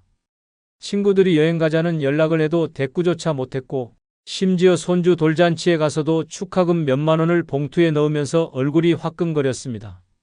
몸은 건강했지만 빚이 그의 발목을 잡아 결국 폐인처럼 집에만 틀어박혀 살게 만들었습니다. 반면 경남 창원에 사는 정혜순 씨는 정반대의 길을 걸었습니다. 젊을 때부터 빚은 독이라고 생각하며 집을 살 때도 대출 대신 작은 전셋집에서 시작했습니다. 남들이 새 차를 뽑고 해외여행을 다녀올 때도 그녀는 중고차를 몰고 근거리 여행만 다녔습니다. 하고 싶은 사업 제안이 들어와도 빚을 져야 한다면 단호히 거절했습니다. 주변에서는 너무 소심하다, 그렇게 살면 평생 가난하다고 손가락질했지만 그녀는 꿋꿋했습니다. 그 결과 60대가 된 지금 그녀는 큰 재산가는 아니지만 마음이 편안합니다. 국민연금과 소규모 상가 임대 수익으로 생활하고 병원비나 예상치 못한 지출이 생겨도 당황하지 않습니다. 손주 생일이면 직접 장난감과 용돈을 챙기고 봄이면 친구와 1박 여행을 다니며 내가 진짜 부자라고 말합니다. 빚이 없으니 돈이 많지 않아도 삶이 자유롭다는 걸 몸소 증명하고 있는 것입니다. 또 다른 사례는 극단적으로 대비됩니다. 서울 동대문구의 박준호 씨는 60세가 되던 해 노후 대비를 위해 부동산 투자에 나섰습니다. 하지만 시장 상황을 잘 알지 못한 채 무리하게 대출을 끌어다 투자했고 몇 년 뒤 부동산 가격이 폭락하자 대출 원리금 상환이 감당할 수 없는 수준이 됐습니다. 그때부터 시작된 건 지옥 같은 나날이었습니다. 매달 이자 갚느라 연금도 모자라서 결국 살던 집을 팔고 반지하 월세로 이사해야 했습니다. 빚 독촉 전화는 하루에도 몇 번씩 울렸고 박 씨는 전화를 받지 않기 위해 휴대폰 전원을 꺼놓고 지냈습니다. 빚 때문에 자식들에게 손 벌리기도 미안해졌고 사람들을 피하다 보니 사회와 완전히 단절됐습니다. 결국 그는 우울증 진단까지 받으며 차라리 죽고 싶다는 말까지 입에 올렸습니다. 반대로 강원도 원주에 사는 김미정 씨는 노후 자금이 넉넉하진 않지만 철저히 빚 없는 인생을 지켰습니다. 젊었을 때부터 소비를 통제하고 모든 지출을 현금으로 처리했습니다. 은퇴 후에도 욕심을 부리지 않고 수입 범위 안에서만 생활했습니다. 그래서인지 그녀는 얼굴에 늘 여유 있는 미소를 띠고 있습니다. 아침마다 동네 카페에서 커피를 마시며 신문을 읽고 가끔은 버스를 타고 시내를 나가 친구와 점심을 먹습니다. 내 통장에 남은 돈은 많지 않지만 갚아야 할 돈이 전혀 없다는 게 이렇게 행복한 줄 몰랐다며 웃는 그녀의 얼굴은 빚 없는 노년의 가치를 그대로 보여줍니다. 빚이 있는 노후와 빚이 없는 노후의 차이는 단순한 금액이 아닙니다. 빚이 있으면 하루하루가 불안과 수치심으로 물들지만 빚이 없으면 하루하루가 내 선택과 여유로 채워집니다. 노년에 혼자 살아도 당당하고 자유롭게 살고 싶다면 그 시작은 반드시 빚 없는 깔끔한 재정 상태에서 출발해야 합니다. 그것이야말로 노년을 지옥으로 만들지 않는 유일한 보험입니다. 세 번째 준비할 것은 적당한 일거리나 봉사활동입니다. 노년에 시간이 넘쳐나는 건 축복이 아니라 때로는 저주가 됩니다. 할 일이 없으면 하루가 길어지고 길어진 하루는 생각을 부풀립니다. 그리고 그 생각은 곧 불안과 우울로 변합니다. 방 안에 앉아 TV만 보며 시간을 죽이는 생활이 반복되면 몸은 굳고 마음은 무너집니다. 젊을 땐 일이 많아 힘들다고 불평했지만 나이 들어 일거리가 전혀 없는 건 더 큰 지옥입니다. 돈을 벌든 봉사활동을 하든 몸과 마음을 쓸 일이 있어야 합니다. 그게 없으면 하루가 아니라 인생 전체가 썩어갑니다. 대구에 사는 김병철 씨는 65세에 조기 퇴직을 하고 이제 여유롭게 살겠다는 생각으로 아무 일도 하지 않았습니다. 처음엔 늦잠 자고 드라마 보고 공원 산책하며 노후를 즐긴다고 여겼지만 1년이 지나자 상황은 달라졌습니다. 사람을 만나는 횟수가 줄고 하루 종일 집 안에서만 생활하면서 체중이 15kg나 늘었습니다. 병원에서는 고혈압과 당뇨 진단을 받았고 밤마다 잠이 오지 않아 술에 의지하게 됐습니다. 가족들도 아버지가 점점 예민해지고 화를 잘 낸다고 말했습니다. 결국 그는 건강뿐 아니라 가족 관계까지 잃었습니다. 가장 큰 원인은 아무것도 안 하는 삶이었습니다. 그는 뒤늦게 일거리를 찾으려 했지만 이미 몸도 마음도 무너져버린 상태였습니다. 반대로 광주에 사는 박정자 씨는 은퇴 후 하루 4시간씩 지역 도서관에서 책 정리 봉사를 하고 있습니다. 처음엔 무료하게 보내던 시간을 채우기 위해 시작했지만 점점 봉사가 인생을 바꾸었습니다. 아이들이 건네는 고맙습니다라는 한마디, 함께 일하는 봉사자들과의 짧은 대화가 하루를 웃게 만들었습니다. 박 씨는 말합니다. 돈은 못 벌어도 이 시간이 제일 값집니다. 내가 누군가에게 필요한 사람이란 게 이렇게 행복한 줄 몰랐어요. 덕분에 그녀는 규칙적인 생활을 유지하며 건강검진에서 오히려 혈압과 혈당이 좋아졌다는 결과를 받았습니다. 봉사활동이 몸과 마음을 동시에 살린 것입니다. 서울 마포구의 이영수 씨는 퇴직 후 5년 동안 아무 일도 하지 않았습니다. 친구들이 놀 때가 제일 좋다고 부추겼지만 시간이 갈수록 그는 사람들을 피하게 됐습니다. 만나면 대화할 주제가 없었기 때문입니다. 뉴스, 날씨, 건강 얘기뿐인 대화가 지루했고 결국 약속도 줄었습니다. 집에서 스마트폰만 보며 하루를 보냈고 점점 외부 활동이 줄자 우울증이 찾아왔습니다. 병원 진료를 받고 항우울제까지 복용했지만 무기력은 쉽게 사라지지 않았습니다. 그는 내가 쓸모없는 존재가 된 것 같았다고 말했습니다. 할 일이 없는 노년은 사람을 서서히 무너뜨렸습니다. 반면 전북 전주에 사는 장미선 씨는 은퇴와 동시에 동네 경로당에서 주 3회 반찬 나눔 봉사를 시작했습니다. 처음에는 남들 돕는 일이라고만 생각했지만 시간이 지날수록 봉사활동이 자신을 위한 일이란 걸 깨달았습니다. 무거운 박스를 나르며 땀을 흘리고 반찬을 받는 어르신들의 환한 얼굴을 보면서 그녀는 삶의 의미를 되찾았습니다. 덕분에 하루를 규칙적으로 보내고 사람들과 웃고 대화하는 시간이 늘었습니다. 병원에서는 관절 건강이 오히려 좋아졌다고 했고 그녀 스스로도 몸이 살아나니 마음이 따라온다고 말했습니다. 봉사활동은 그녀에게 단순한 취미가 아니라 인생을 다시 움직이게 한 동력원이었습니다. 적당한 일거리나 봉사활동은 노년을 살아있게 만드는 생명줄입니다. 몸을 움직이면 마음이 움직이고 마음이 살아나면 삶 전체가 달라집니다. 돈을 벌든 봉사를 하든 누군가에게 필요한 존재가 되는 순간 고립과 우울은 사라집니다. 혼자 살아도 웃을 수 있는 노년, 그 비밀은 바로 할 일이 있는 삶입니다. 네 번째 준비할 것은 자식이나 가족과의 적절한 거리입니다. 노년의 가장 위험한 착각은 가족이니까 당연히 내 편일 것이라는 생각입니다. 가족이라도 지나치게 가까우면 갈등이 생기고 지나치게 멀면 서로가 무관심해집니다. 적절한 거리를 두지 않으면 내 노후는 언제든 불쑥 들어온 누군가의 요구와 간섭에 휘둘리게 됩니다. 자식에게 경제적으로 의존하거나 가족 문제에 깊이 끼어드는 순간 내 인생의 중심은 사라지고 그들의 문제에 휘말려 허우적대게 됩니다. 특히 노년에 마음 붙일 곳이 가족뿐이라고 생각하는 사람일수록 갈등이 터지면 그 충격은 몇 배로 커집니다. 경기도 평택에 사는 윤정호 씨는 은퇴 후 아들 부부와 함께 살기 시작했습니다. 처음엔 외롭지 않고 손주와 함께하는 시간이 행복하다고 생각했습니다. 하지만 몇 달 지나지 않아 아들의 생활비 문제, 며느리의 집안일 방식에 불만이 쌓이기 시작했습니다. 사소한 말 한마디에도 서로 날이 서고 식사 자리마저 불편해졌습니다. 결국 윤 씨는 자신이 집주인임에도 불구하고 거실을 피하고 방 안에서 식사하는 날이 많아졌습니다. 더 큰 문제는 경제였습니다. 손주 교육비와 집안 생활비를 대느라 연금이 바닥나자 병원비조차 스스로 감당하기 어려워졌습니다. 가족과 가깝게 지내려던 선택이 결국 외로움과 경제적 파탄을 동시에 불러온 것입니다.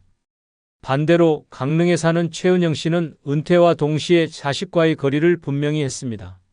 자녀들이 도움을 요청할 때 무조건 들어주는 대신 본인의 생활비와 건강관리를 최우선으로 두었습니다.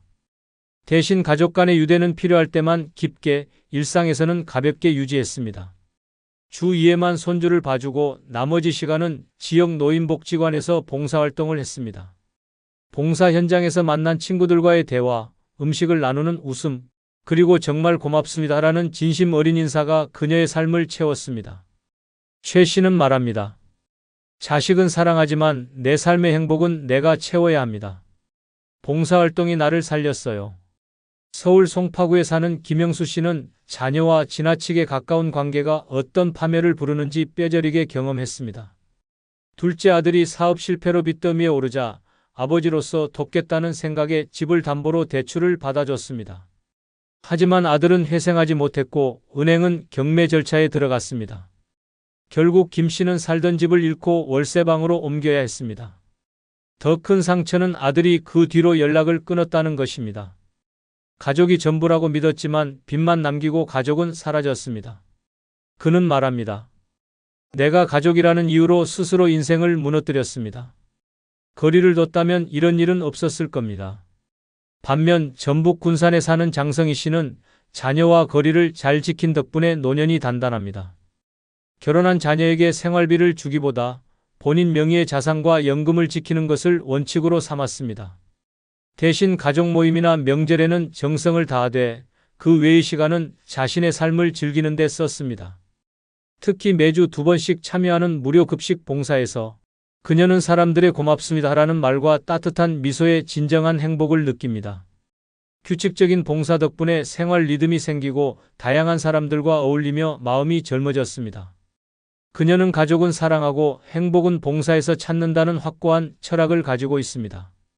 가족과 적당한 거리를 두는 건 무정해서가 아니라 오래도록 건강하고 행복하게 함께하기 위해서입니다. 지나친 간섭은 갈등을 만들고 지나친 의존은 내 삶을 무너뜨립니다. 그리고 그 빈자리를 채워주는 가장 좋은 방법이 봉사활동입니다.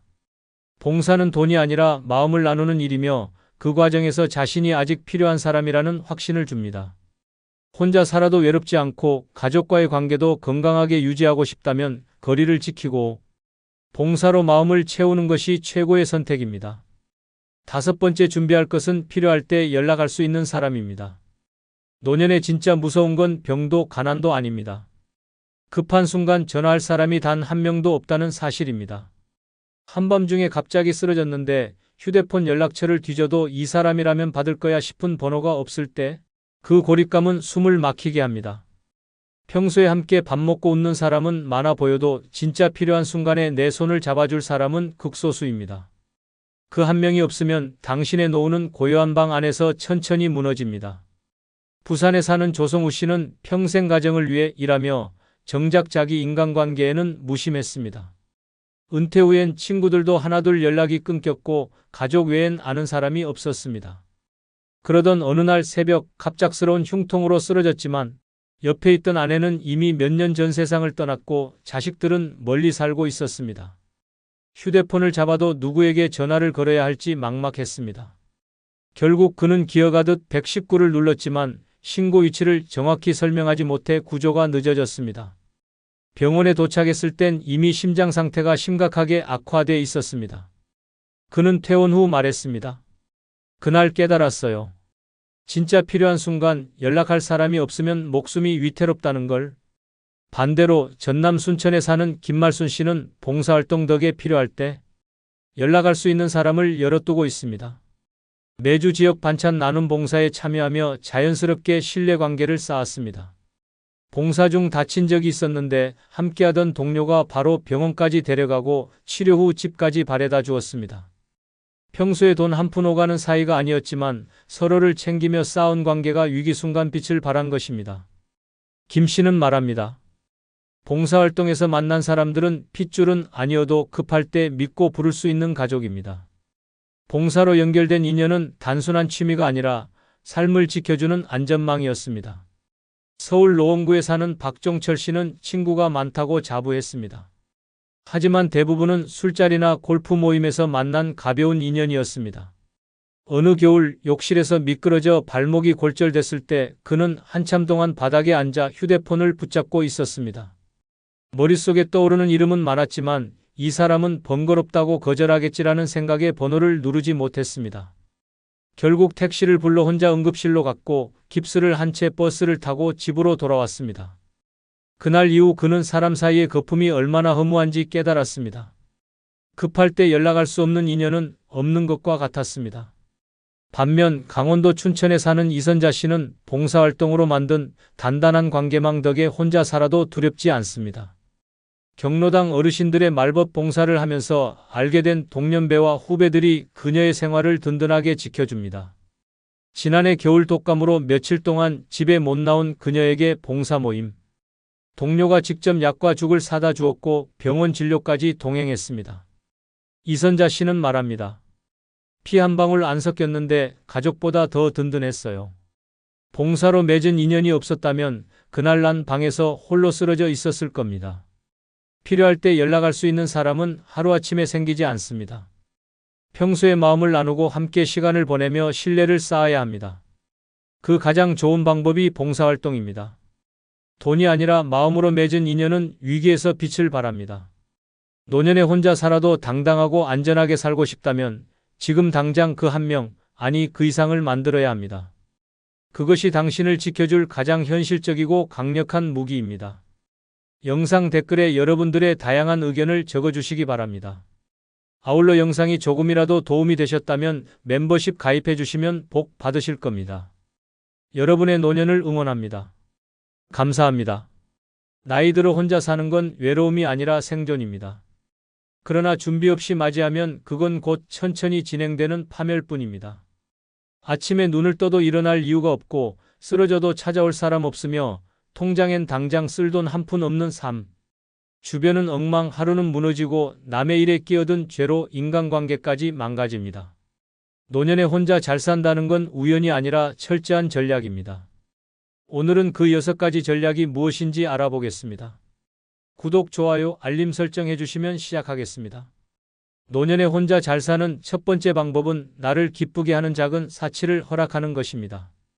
평생 아껴 쓰고 참고 남을 먼저 챙기느라 내 욕심 한번 제대로 부려보지 못한 인생이라면 지금이 바로 그 빚을 스스로 갚아줄 때입니다. 문제는 많은 이들이 여전히 주머니 속 돈을 꼭 쥐고 나를 위해 쓰는 순간마저 죄책감을 느낀다는 것입니다. 그 습관이 노년을 고독하게 만들고 인생을 초라하게 끝내게 합니다. 작은 사치는 단순한 소비가 아닙니다. 나를 살아있게 만드는 산소이며 내 존재를 확인하는 선언입니다. 좋아하는 꽃 한 송이를 사는 것, 평소 눈여겨본 옷 한 벌을 사입는 것, 비싼 케이크 한 조각에 커피를 곁들이는 것도 모두 살아있음을 증명하는 행위입니다. 이 사소한 즐거움이 하루를 버티게 하고 내일을 기다리게 합니다. 반대로 혹시라도 나중에 필요할까 봐라는 이유로 끝없이 참고 아끼다 보면 그 나중은 오지도 않고 내 삶의 빛깔은 완전히 바래버립니다. 하지만 현실은 잔인합니다. 첫 번째 사례는 경기도 안성에 사는 박정순 씨의 이야기입니다. 평생 가난과 싸우며 살았던 그는 은퇴 후에도 사치를 죄악처럼 여겼습니다. 옷장은 수십 년 된 코트와 낡은 셔츠뿐, 외식은 김밥 천국이 전부였습니다. 아껴야 산다는 말이 습관처럼 입에 붙었지만 그 전략은 자신을 위한 것이 아니라 자식과 미래를 위한 것이었습니다. 결국 그는 건강이 급격히 나빠졌고 병원비로 수천만 원이 한 번에 나갔습니다. 평생 모은 돈이 단 몇 달 만에 사라졌고 남은 건 병실의 하얀 천장뿐이었습니다. 병상에 누워 박 씨는 중얼거렸습니다. 그렇게 참고 살았는데 내가 좋아하는 건 하나도 못 해보고 이렇게 가는구나. 그 눈빛엔 돈보다 훨씬 값진 시간을 잃어버린 회한이 가득했습니다. 반대로 전혀 다른 길을 택한 사람이 있습니다. 전북 군산의 김은자 씨는 남편과 사별 후 한동안 무기력에 빠졌지만 결심했습니다. 내 남은 인생 남 눈치 보지 않고 즐기자. 그는 매달 연금에서 일정 금액을 기쁨 통장에 넣었습니다. 그 돈은 오직 자신을 위한 소비에만 썼습니다. 봄이면 화원에서 튤립을 사 화병에 꽂았고 여름이면 해변 근처 작은 호텔에서 하루를 묵으며 파도 소리를 들었습니다. 가을에는 미술 전시를 보러 서울에 갔고 겨울이면 평생 꿈꾸던 한정식 코스를 혼자 맛보았습니다. 주변에선 그 돈이면 손주에게 학원비를 주지라는 말도 했지만 김 씨는 웃으며 대답했습니다. 내가 행복해야 손주 얼굴 보면서도 웃을 수 있지. 그 결과 김 씨는 또래보다 훨씬 밝았고 건강도 좋아졌습니다. 동네 사람들은 그를 나이 들수록 젊어지는 사람이라 불렀습니다. 결국 노년의 작은 사치는 사치가 아닙니다. 그것은 남은 인생을 채우는 색깔이며 나를 지키는 방패입니다. 오늘 내 마음을 설레게 할 무언가의 돈과 시간을 쓰는 용기, 그것이 혼자 잘 사는 첫 걸음입니다. 그리고 그 차이는 남의 눈치 속의 회한으로 늙어갈지 아니면 웃음과 설렘 속에 나이 들지 결정짓습니다. 노년에 혼자 잘 사는 두 번째 방법은 하루 일과의 규칙을 두는 것입니다. 규칙 없는 하루는 시간을 갉아먹는 좀벌레와 같습니다. 아침에 눈을 떴는데 일어나야 할 이유가 없다면 이미 노년의 절반은 무너진 것입니다. 시계는 돌아가지만 삶은 멈춰 있고 몸은 살아 있어도 영혼은 이미 퇴색한 상태가 됩니다. 처음엔 이렇게 쉬는 것도 좋다 싶지만 그 달콤한 게으름은 곧 무기력이라는 독으로 변합니다. 한두 날 늦잠으로 시작된 흐트러짐은 식사 시간을 무너뜨리고 활동을 줄이며 결국 하루 전체를 집어삼킵니다. 낮과 밤이 뒤바뀌고 해를 봐도 감흥이 없고 목욕조차 귀찮아집니다. 이 무너진 패턴은 몸을 병들게 하고 마음을 고립시킵니다. 스스로를 가둔 감옥이 되어 세상과의 연결을 스스로 끊어버리게 됩니다. 규칙은 단순히 시간을 지키는 게 아닙니다. 그것은 나는 아직 살아있다는 선언이며 스스로를 존엄하게 유지하는 최소한의 약속입니다. 매일 정해진 시간에 일어나고 식사와 운동, 외출과 휴식의 틀을 지키면 삶은 흐름을 얻습니다. 몸이 리듬을 기억하고 마음이 안정되며 하루하루가 의미를 되찾습니다. 반대로 규칙 없는 하루는 인생을 시궁창으로 끌고 갑니다. 첫 번째 사례는 인천에 사는 정영호 씨의 이야기입니다. 70세가 되자 은퇴 후 할 일이 없다는 이유로 매일 늦잠을 잤습니다. 새벽까지 TV를 보며 라면을 끓여 먹고 해가 중천에 뜰 때쯤 비몽사몽 일어나 대충 식사를 때웠습니다. 외출은 거의 없었고 낮에는 소파에 누워 스마트폰 게임만 하다 저녁을 맞았습니다. 몇 달이 지나자 체중이 급격히 늘고 혈압은 치솟았으며 기억력은 눈에 띄게 떨어졌습니다. 사람과의 대화는 줄었고 거울 속 자신의 모습이 낯설어졌습니다. 결국 그는 뇌경색 전조 증상으로 응급실에 실려갔습니다. 의사는 단호하게 말했습니다. 이대로 살면 1년도 버티기 어렵습니다. 정 씨는 그제야 깨달았습니다. 규칙 없는 하루가 몸을 죽이고 마음을 썩히고 있었다는 사실을. 하지만 이미 건강은 되돌리기 어려운 상태였습니다. 그는 병상에서 친구에게 이런 말을 했습니다. 나는 시간을 죽인 게 아니라 시간이 나를 죽였어. 반대로 규칙 있는 하루로 인생을 다시 쥔 사람도 있습니다. 경남 진주에 사는 김미자 씨는 남편과 사별한 후 몇 달간 무너졌습니다. 하루 종일 잠옷 차림으로 집안에만 있었고 끼니도 대충 때웠습니다. 하지만 어느 날 거울 속 초라한 자신을 보고 결심했습니다. 내가 나를 버리면 아무도 지켜주지 않는다. 그날부터 김 씨는 아침 6시의 기상에 창문을 열고 환기하며 하루를 시작했습니다. 7시엔 간단한 스트레칭, 8시엔 정성껏 차린 아침 식사, 오전엔 독서나 손바느질, 오후엔 동네 한 바퀴 걷기, 저녁엔 따뜻한 목욕과 가벼운 스트레칭으로 마무리했습니다. 처음엔 버거웠지만 한 달이 지나자 피부가 좋아지고 표정이 밝아졌으며 몸무게와 혈압이 안정됐습니다. 무엇보다 삶이 다시 흘러가기 시작했습니다. 이웃들은 왜 이렇게 젊어졌냐고 물었고 김 씨는 웃으며 대답했습니다. 규칙이 나를 살렸어요. 하루를 잡으니 인생이 잡히더군요. 결국 노년의 하루는 어떻게 보내느냐에 따라 남은 인생의 가치를 결정합니다. 무너진 하루는 삶을 좀먹지만 규칙 있는 하루는 생명을 되살립니다. 당신의 하루는 지금 흐르고 있습니까? 썩어가고 있습니까? 그 선택은 오직 당신 손에 달려 있습니다. 노년에 혼자 잘 사는 세 번째 방법은 주변 환경을 깔끔하게 유지하는 것입니다. 어질러진 방은 단순히 보기 싫은 공간이 아니라 마음을 무너뜨리고 인생을 갉아먹는 독입니다. 바닥에는 먼지가 쌓이고 싱크대에는 설거지거리가 며칠째 방치되고 옷더미가 방 한쪽을 점령한 채 썩어가면 그 공간에서 사는 사람도 똑같이 무너집니다. 시야에 보이는 모든 혼란은 뇌를 피곤하게 만들고 의욕을 앗아가며 결국 삶 자체를 포기하게 합니다. 깔끔함은 사치가 아닙니다. 그것은 건강이고 생존이고 존엄입니다. 지저분한 환경은 곰팡이와 해충을 불러오고 공기를 탁하게 만듭니다. 여름엔 냄새가 썩은 듯 진동하고 겨울엔 눅눅한 먼지가 기침을 유발합니다. 무엇보다 어질러진 집은 외부와의 연결을 끊게 합니다. 누군가 찾아온다고 하면 불안부터 앞서고 결국 사람을 피하게 됩니다. 그렇게 고립된 채 쓰레기 더미 속에서 몸과 마음이 함께 병들어갑니다.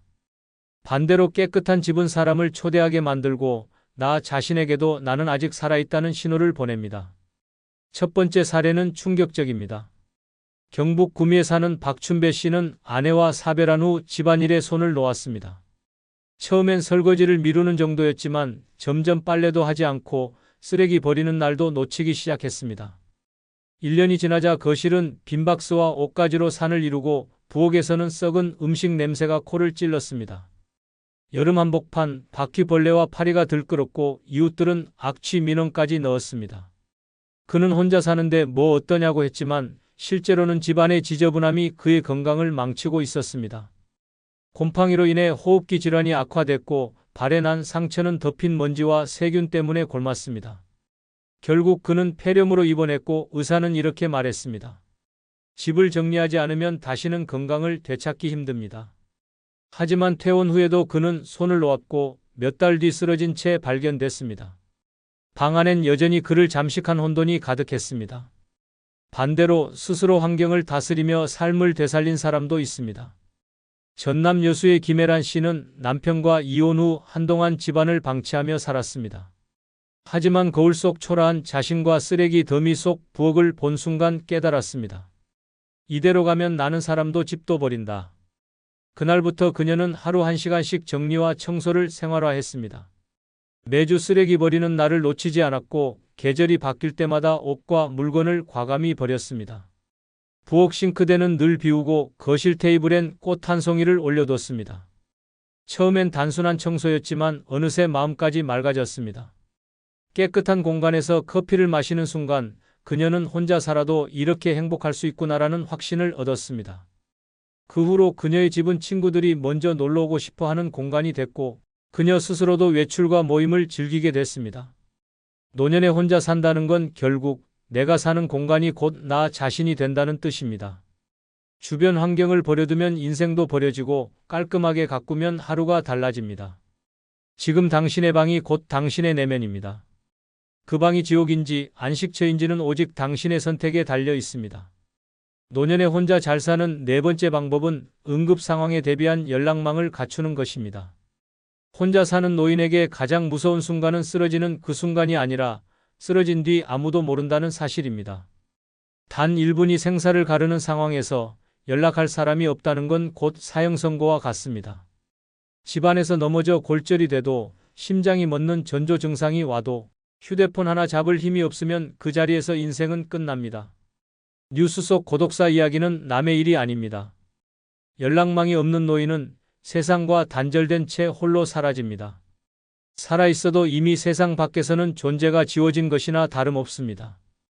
연락망은 단순히 전화번호를 저장해두는 것이 아닙니다. 비상시에 바로 연락할 수 있는 사람, 내가 하루 이상 연락이 없으면 먼저 찾아와 줄 사람, 평소 내 건강 상태를 알고 있는 사람을 말합니다. 이런 안전망이 있느냐 없느냐가 위기에서 살아날 확률을 결정합니다. 하지만 많은 노인들이 괜히 폐 끼치고 싶지 않다는 이유로 연락망 구축을 미루고 결국 그 미루던 하루가 최후가 되는 경우가 많습니다. 첫 번째 사례는 서울 마포에 사는 이호진 씨 이야기입니다. 은퇴 후 혼자 살던 그는 평소 지인과의 연락을 거의 끊고 지냈습니다. 그러던 어느 날 새벽 화장실에서 갑작스러운 어지럼증과 함께 쓰러졌습니다. 의식은 있었지만 하반신이 움직이지 않았습니다. 휴대폰은 거실에 있었고 문을 두드려줄 이웃도 없었습니다. 그렇게 꼼짝없이 누워있던 그는 이틀 만에 탈수와 저체온으로 의식을 잃었습니다. 그를 발견한 건 택배기사였습니다. 문 앞에 쌓인 택배를 이상하게 여긴 기사가 경찰에 신고한 덕에 목숨은 건졌지만 이미 하반신 마비가 진행돼 평생 휠체어 신세를 지게 됐습니다. 병원 침대에 누운 그는 흐느끼며 말했습니다. 그날 전화 한 통만 할 수 있었어도 이렇게 되진 않았을 겁니다. 반대로 철저한 연락망 덕에 생명을 지킨 사람도 있습니다. 경북 포항에 사는 장영자 씨는 혼자 산 지 15년째였지만 동네 주민 3명, 먼 친척 1명, 그리고 구청 사회복지 담당자까지 포함된 비상 연락망을 만들어 뒀습니다. 매일 아침 9시와 저녁 8시 한 번이라도 전화를 받지 않으면 즉시 집으로 확인하러 오도록 약속해뒀습니다. 어느 날 저녁 장 씨는 부엌에서 요리를 하다 끓는 국물이 쏟아져 심한 화상을 입고 주저앉았습니다.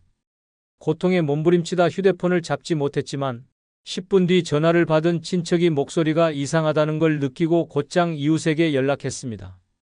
이웃이 문을 열고 들어왔을 땐 이미 장 씨의 의식이 흐릿했지만 신속히 119를 불러 화상 치료를 받게 했습니다. 의사는 조금만 늦었어도 쇼크로 의식불명에 빠질 수 있었다고 말했습니다. 장 씨는 그날 이후 더 단단하게 연락망을 유지하며 말합니다. 사람이 죽느냐 사느냐는 결국 누가 날 찾느냐에 달린 겁니다. 노년에 혼자 산다는 건 내가 쓰러졌을 때 누가 찾아와 줄 사람이 있는지 스스로 확인해야 한다는 뜻입니다. 연락망이 없는 건 집에 불이 나도 경복이 없는 것과 같습니다. 평소엔 필요 없어 보여도 단 한 번의 위기에서 생명을 살립니다. 지금 당신의 연락처 목록에는 내가 사라졌을 때 가장 먼저 찾아올 사람이 있습니까? 없다면 오늘이 그 사람을 만드는 날이어야 합니다. 이 준비 하나가 당신의 마지막 순간을 완전히 바꿀 수 있습니다. 노년에 혼자 잘 사는 5번째 방법은 혹시 모를 상황에 대비한 비상금을 챙겨두는 것입니다. 비상금은 단순한 돈이 아닙니다. 위기 속에서 나를 지켜주는 마지막 생명줄입니다. 평생 모은 돈이 있어도 모든 자산이 예금이나 부동산에 묶여 있으면 당장 필요한 순간 한 푼도 꺼내 쓸 수 없습니다. 갑작스러운 병원비, 예기치 못한 사고, 급한 수리비 앞에서 현금이 없으면 그 순간부터 내 인생은 남의 손에 넘어갑니다. 특히 혼자 사는 노인에게 비상금은 자존심이자 생존권입니다. 누군가에게 손 벌리지 않고 스스로를 지킬 수 있는 유일한 무기입니다. 비상금이 없으면 위기는 무서운 속도로 삶을 집어삼킵니다. 응급실에 실려갔는데 병원비 선결제가 안 돼 치료가 지연된다면 목숨을 잃을 수도 있습니다. 집안에 갑작스러운 누수가 생겼는데 수리비를 못 내면 곰팡이와 악취 속에서 살아야 합니다. 무엇보다 돈이 없으면 선택권이 사라집니다. 내가 원하는 치료, 내가 원하는 방법, 내가 원하는 시간을 고를 수 없게 됩니다. 첫 번째 사례는 경기도 평택에 사는 문상호 씨 이야기입니다. 그는 평생 성실히 일하며 아파트 한 채를 마련했지만 비상금이라는 개념은 전혀 없었습니다. 돈은 은행에 있어도 되는 거지라고 생각했지만 문제는 그 은행 계좌가 정기예금으로 묶여 있었고 중도 해지 시 큰 손해가 나는 상황이었습니다. 그러던 어느 날 심한 흉통으로 쓰러져 응급실에 실려갔지만 병원에서 고액의 응급시술비를 바로 결제해야 한다고 했습니다. 지갑엔 3만 원이 전부였고 자식들에게 전화를 걸었지만 모두 해외 출장과 지방 근무 중이라 바로 올 수 없었습니다. 결국 치료는 몇 시간 지연됐고 그 사이 심근경색이 악화돼 평생 약물 치료를 받아야 하는 몸이 됐습니다. 병실에서 그는 자책했습니다. 집 한 채가 무슨 소용이야, 주머니에 쓸 돈이 없는데. 반대로 비상금이 위기에서 목숨을 건진 사례도 있습니다. 강원도 원주에 사는 장인숙 씨는 매달 연금에서 10만 원씩 현금으로 빼서 작은 금고에 넣어뒀습니다. 혹시 모를 날을 대비해 7년간 모은 금액은 약 800만 원. 주변 사람들은 괜히 현금으로 두면 도둑 맞는다고 했지만 그녀는 고집을 꺾지 않았습니다. 그러던 어느 겨울밤 난방 보일러가 고장나 집안 온도가 급격히 떨어졌습니다. 수리기사는 부품값과 긴급 출장비로 60만 원을 요구했지만 그 돈이 없으면 최소 3일은 추위 속에서 지내야 하는 상황이었습니다. 장 씨는 망설임 없이 금고에서 현금을 꺼내 결제했고 그날 밤 따뜻하게 잠들 수 있었습니다. 며칠 뒤 같은 아파트의 다른 노인은 돈이 없어 보일러를 고치지 못하고 폐렴에 걸려 병원에 실려갔다는 소식을 들었습니다. 장 씨는 그때 깨달았습니다. 비상금은 돈이 아니라 나를 살리는 방패라는 걸. 노년에 혼자 산다는 건 도움의 손길이 닿기 전에 스스로를 지킬 준비가 돼 있어야 한다는 뜻입니다. 비상금은 쓰지 않으면 가장 좋지만 필요할 땐 그 어떤 재산보다 빠르고 강력하게 나를 지켜줍니다. 당신의 집 어딘가에 아무에게도 말하지 않은 나만의 금고가 있습니까? 없다면 오늘부터 만들어야 합니다. 그 한 줌의 현금이 언젠가 당신의 생명을 그리고 당신의 마지막 자존심을 지켜줄 것입니다. 노년에 혼자 잘 사는 6번째 방법은 타인의 삶에 지나치게 개입하지 않는 것입니다. 남의 인생에 발을 깊숙이 들이는 순간 그 끝은 거의 항상 상처와 후회로 돌아옵니다. 특히 나이 들어서는 좋은 뜻으로 시작한 말과 행동이 칼날처럼 돌아오는 경우가 많습니다. 자식 문제, 이웃 문제, 친척 문제에 괜히 끼어들면 처음엔 고마워하던 사람들이 어느 순간 부담스러워하고 끝내는 원망까지 쏟아냅니다. 그리고 그 순간 당신은 도움 준 은인이 아니라 귀찮고 참견 많은 노인으로 낙인 찍힙니다. 노년에 필요한 건 인정받는 것이 아니라 평온입니다. 하지만 많은 이들이 내 경험이 더 많다는 이유로 조언을 강요하고 문제를 해결해 주려 합니다. 그러나 세상은 변했고 사람들의 방식도 달라졌습니다. 과거엔 통했던 방법이 지금은 독이 되기도 합니다. 그럼에도 계속 개입하면 타인의 삶은 물론 내 마음까지 망가집니다. 첫 번째 사례는 충남 아산에 사는 윤광호 씨의 이야기입니다. 그는 아들이 부부싸움을 할 때마다 중재하러 나섰습니다. 가정은 깨지면 안 된다는 신념으로 밤중에도 택시를 타고 가 화해를 시켰고 경제적으로도 여러 번 지원했습니다. 그러나 어느 날 며느리와의 통화에서 아버님이 자꾸 우리 일에 끼어들어서 더 힘들어요라는 말을 듣게 됐습니다. 그 말이 가슴에 비수처럼 꽂혔지만 결정타는 아들이었습니다. 아버지, 이제 제 가정일은 저희에게 맡겨주세요. 간섭이 아니라 참견입니다. 결국 윤 씨는 며칠 동안 밥도 못 넘기며 방에 틀어박혔고 그 후로 아들과의 관계는 눈에 띄게 멀어졌습니다. 그는 씁쓸하게 말했습니다.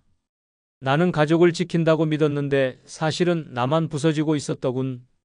반대로 개입을 멈춘 뒤 평온을 되찾은 사람도 있습니다. 전북 정읍의 한은자 씨는 젊었을 때부터 동네 사람들의 고민을 들어주고 문제를 해결해주는 해결사로 불렸습니다. 그러나 나이가 들자 그 역할이 점점 짐이 됐습니다. 누군가는 금전 문제까지 떠넘겼고 누군가는 부탁이 거절되자 뒤에서 험담을 퍼뜨렸습니다. 결국 한 씨는 마음을 단단히 먹고 이렇게 선언했습니다. 이제부터는 내 일 아니면 모르는 일. 처음엔 주변에서 서운해했지만 시간이 지나자 오히려 관계가 깔끔해졌습니다. 남의 문제에 감정 소모할 일이 줄어드니 혈압이 안정되고 표정이 부드러워졌습니다. 대신 그녀는 그 시간과 에너지를 여행과 취미생활에 쏟았습니다. 1년 뒤 그녀는 이렇게 말했습니다. 남의 인생에 덜 얽히니 내 인생이 비로소 살아나더군요. 노년의 타인의 삶에 지나치게 개입하는 건 불필요한 적을 만드는 것과 같습니다. 도와준다고 시작했지만 결국 원망만 남고 관계가 무너집니다. 혼자 잘 산다는 건 고립이 아니라 내 경계를 지키며 평온을 지킨다는 뜻입니다. 당신의 평화를 위협하는 건 외부의 적이 아니라 스스로 열어준 그 경계일 수 있습니다. 오늘부터 그 문을 닫으십시오. 그 순간 남은 인생이 훨씬 가벼워지고 훨씬 안전해집니다.